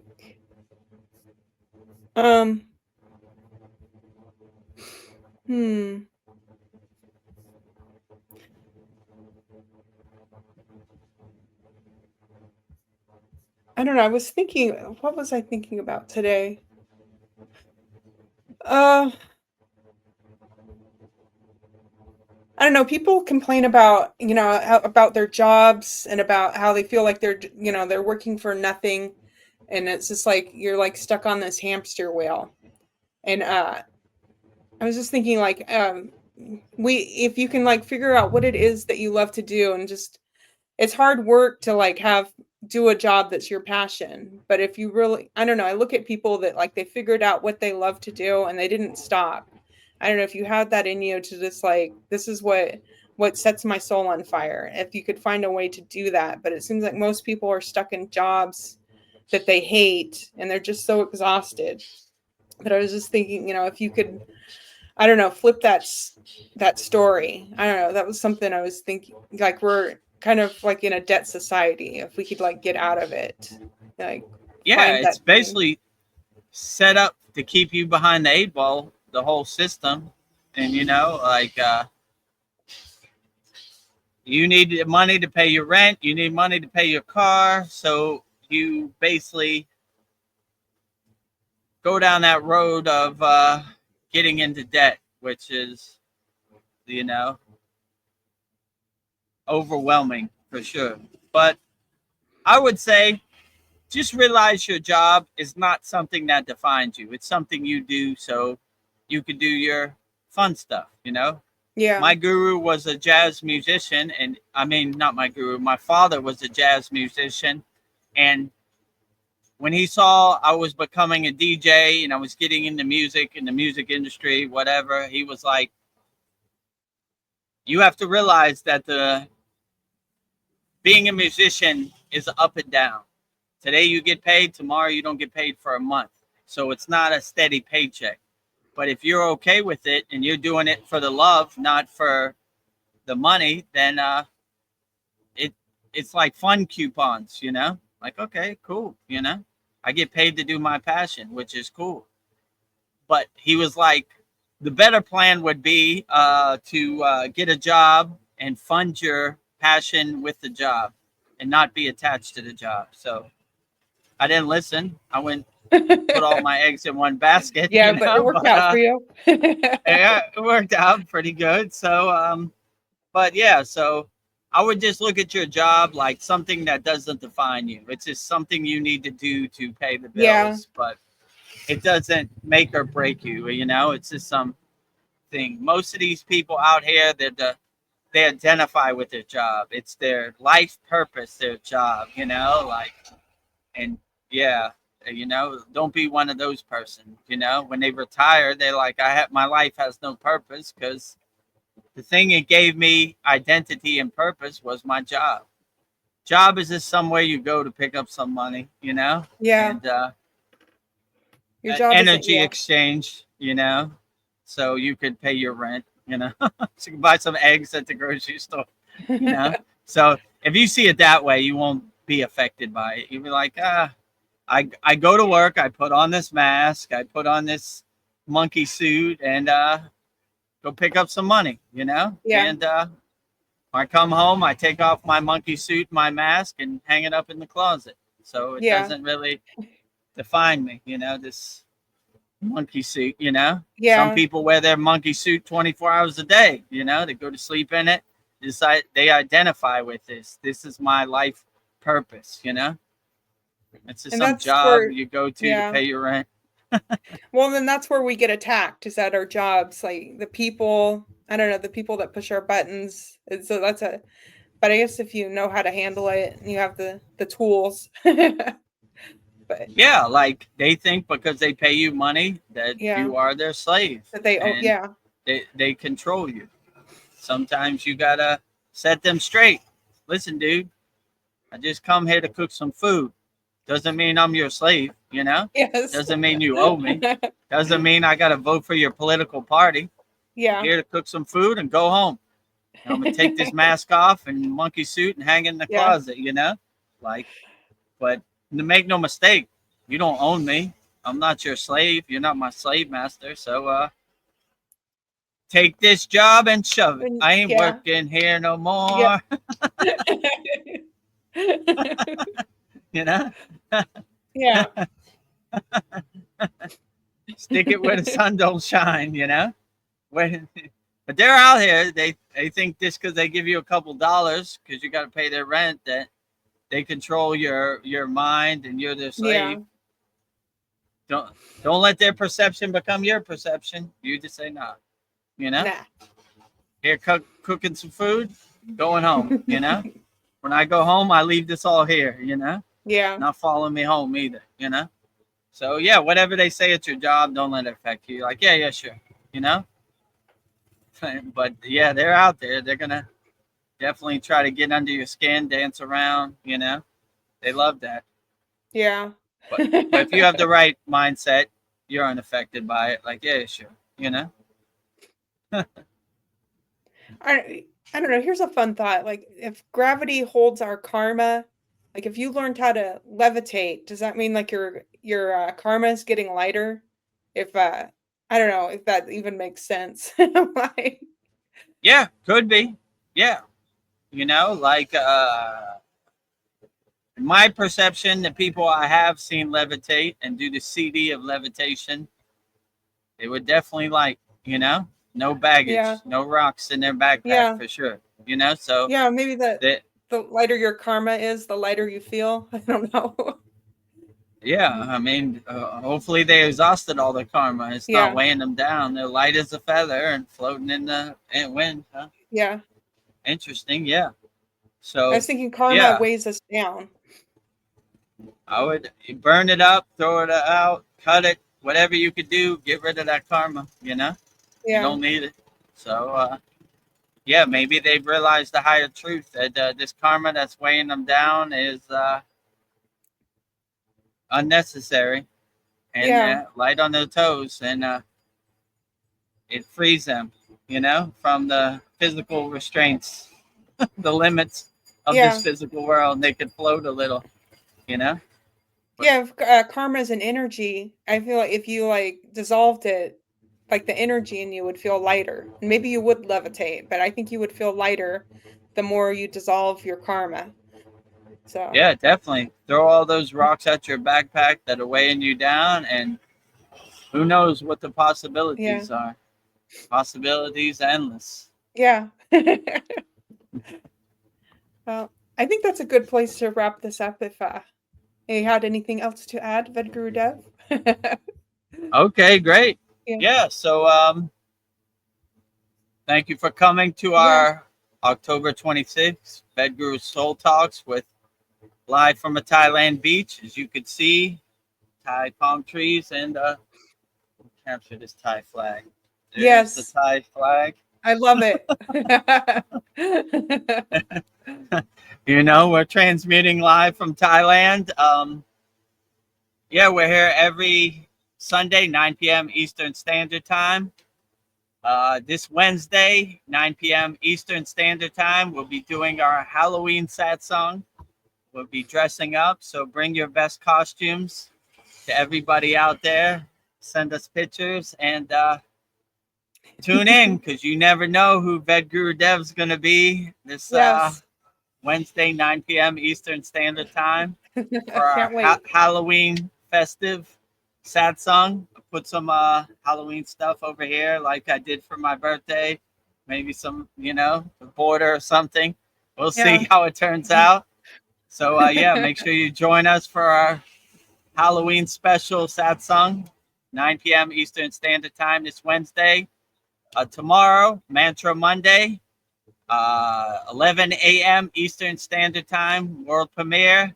We'll be doing 108 Raksha beads, one mala for Goddess Durga Devi. So, and if you want to see I think this will be our 12th mantra. So if you want to see all 12, go to our YouTube channel right here at VEDGURUDEV and click on the playlist and go to Mantra Monday and let them all play in the background.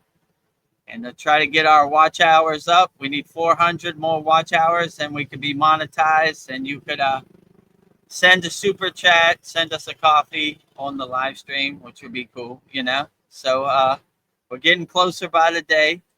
And yeah, on our YouTube channel at VEDGURUDEV, Babaji inspirational quotes every day, long form satsang and soul talks. So we take your questions and make it a 20-minute video. So I think we have 500-600 videos on there now. So a lot of videos, a lot of great value. And yeah, make sure you subscribe to our YouTube channel, like, comment, watch as many videos as possible right there at VEDGURUDEV.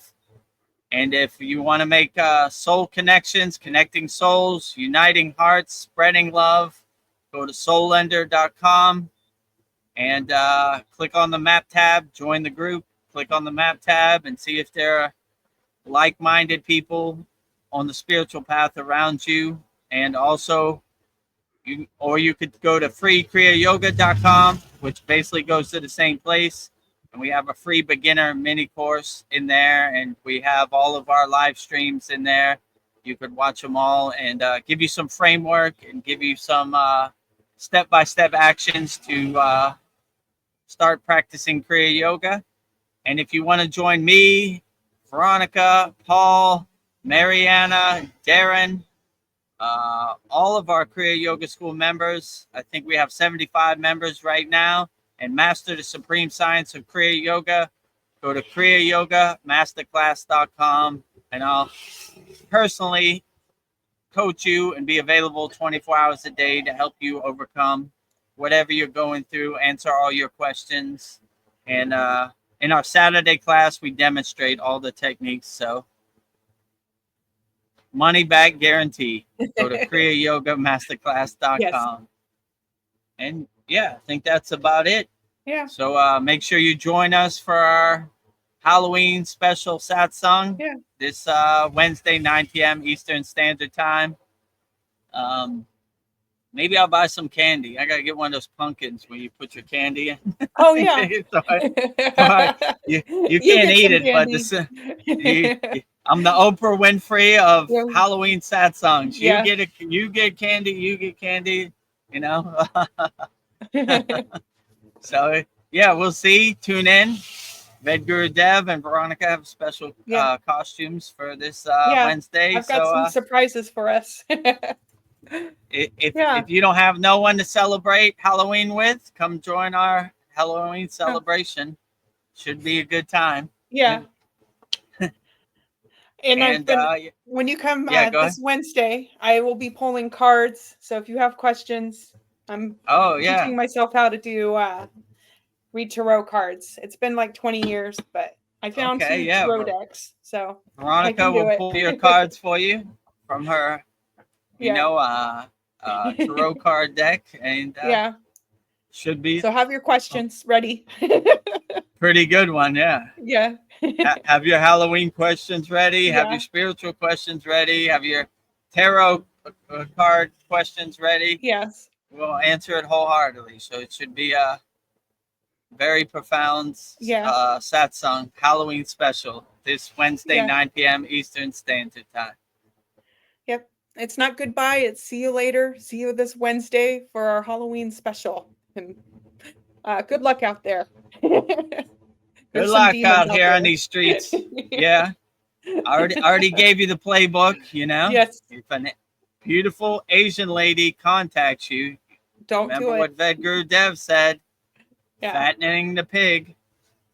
Anything about crypto online, no go. That's how they Do get it. you. And Oh, what else? just before we leave, Darren Carter saying, "Morning, guys, love and light." He Oh, got love his and light to his you, Darren Carter. I'm glad you could catch us before we go off. Yeah, this Wednesday, 9 p.m. Eastern Standard Time, we're doing a Halloween special satsang. So wear your costume and hopefully join Yeah. us, Darren Carter, Yeah. in the UK. Have some Halloween questions. Yeah, Or and yeah, there's some pretty good nuggets in this Soul Talks, right? yeah, we went on a journey. We learned some things. We kind of got off the normal spiritual questions, but that's Yeah. good, you know? So if, yeah, like I said, if a beautiful Asian lady sends you a message out of nowhere on social media, remember what VEDGURUDEV said, Yes. they're not going to ask for money right away. They're fattening the pig. When they feel you got you hooked, then they're going to sell you on some crypto scam. Don't do it. Remember Yeah. what VEDGURUDEV said. And if you see an ad in your newspaper or on social media, come to beautiful Southeast Asia. They're probably going to say Thailand because you can't fly a plane to Myanmar. And come to Thailand and work. You'll make millions of dollars. It's a scam. They're gonna pick you up in Thailand. Yeah. You're gonna wake up in Myanmar in a cage, and they're gonna torture you and put you into their call centers. Don't be a part of it. You know the game, right? Yeah. So Keep yourself safe. keep safe out there. They're stealing your money. They're scamming you. They're cheating you. They're lying to you. So now you know. You know. Remember what VEDGURUDEV said. VEDGURUDEV told me about this. Here it is. Yep. You know. So yeah. So enough about those lower frequencies. Yeah. They don't exist in our universe. Yeah. So It doesn't exist in my universe. Stay safe out there, and I look forward to seeing all of you in our Halloween special satsang this Wednesday, 9 p.m. Eastern Standard Time. Darren Carter says he's always wearing a costume, by the way. Anybody who works a 9 to 5 is wearing a costume. Yes. Right? Me too. Yeah. But don't wear that costume 24 hours a day. When you finish your work, take off your mask, hang up your monkey suit, and go back to your spiritual life. Even at work. It's a costume. Oh, it depends where you want to go with it. I was just thinking maybe our soul's wearing a costume too. Yeah, true. It's hard to navigate this external Maya delusional world, so sometimes you got to wear a mask, you know, and put up your shield and put on the monkey suit to please the powers that be, so you could pay your rent, so you can buy some eggs at the supermarket. That's how they set up this dense Maya delusional world. Just trying to earn $1. So with that said, I look forward to seeing you on our Halloween satsangs. So we'll wrap up our October 25th VEDGURUDEV'S Soul Talks live from a Thailand beach with me and Veronica. So before we go, we will give mantra diksha to Babaji's Mula mantra, which is Om Kriya Babaji Nama Om. Whatever you're going through, if you need some help, call Babaji's direct phone number, which is Om Kriya Babaji Nama Om. And Veronica will say it so beautifully right now. Om Kriya Babaji Nama Om.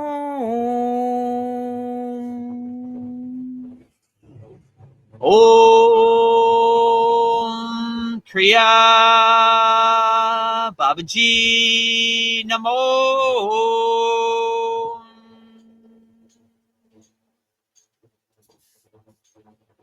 Next, I will sing Loka Samasta Sukhino Bhavantu 3 times, sending peace, freedom, and unconditional love and harmony to all beings on all planes of existence. Loka Samasta Sukhino Bhavantu. Loka Samasta Sukhino Bhavantu. Loka Samasta Sukhino Bhavantu. And lastly, we will sing the Shanti Universal Peace Mantra, sending peace and love to all people all around the world. And Veronica will sing it so beautifully right now. Om Shanti Shanti Shanti Shalom Sat Nam Sadhu Tao Em Spirit Swami Kami Amen Amen Omen Selah Hom Om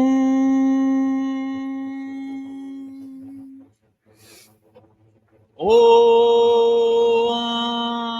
Shanti Shanti Shanti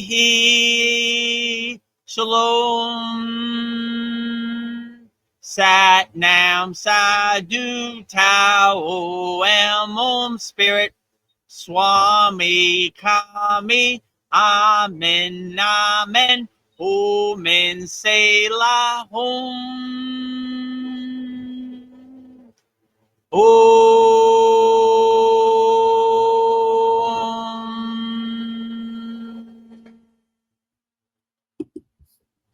Namaste, I'm VEDAGURUDEV, and today I'm going to share a proven spiritual system that's already helped thousands experience deep transformation. When you join the Kriya Yoga School Masterclass, here's exactly what you'll get. Weekly deep dive classes, Saturday at 11 a.m. Eastern Standard Time. Bi-monthly Holy Fire Yagna ceremonies to clear energetic blocks. Weekly satsangs and Q&A, Wednesdays at 9 p.m. Eastern Standard Time. Instant access to over 200 plus on-demand classes on asanas, pranayama, mantra japa, and meditation. Direct VIP access to me for daily mentorship and support. This is not just information, it's direct transmission, guidance, and transformation. Thousands have already said yes to the Kriya Yoga path. And if you're here now, something inside you is ready to. Click the Join Now button below, choose your membership, and begin your journey to inner freedom today. See you inside the Kriya Yoga School Masterclass.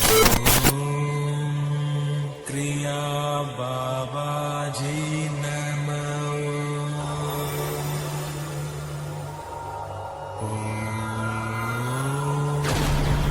Kriya Babaji Namo.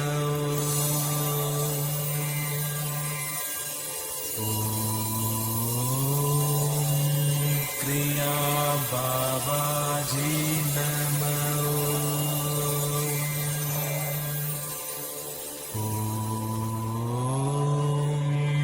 Kriya Babaji Namo.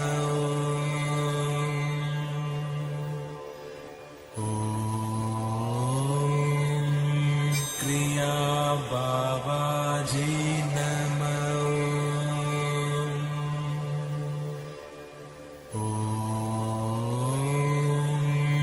Kriya Babaji Namo.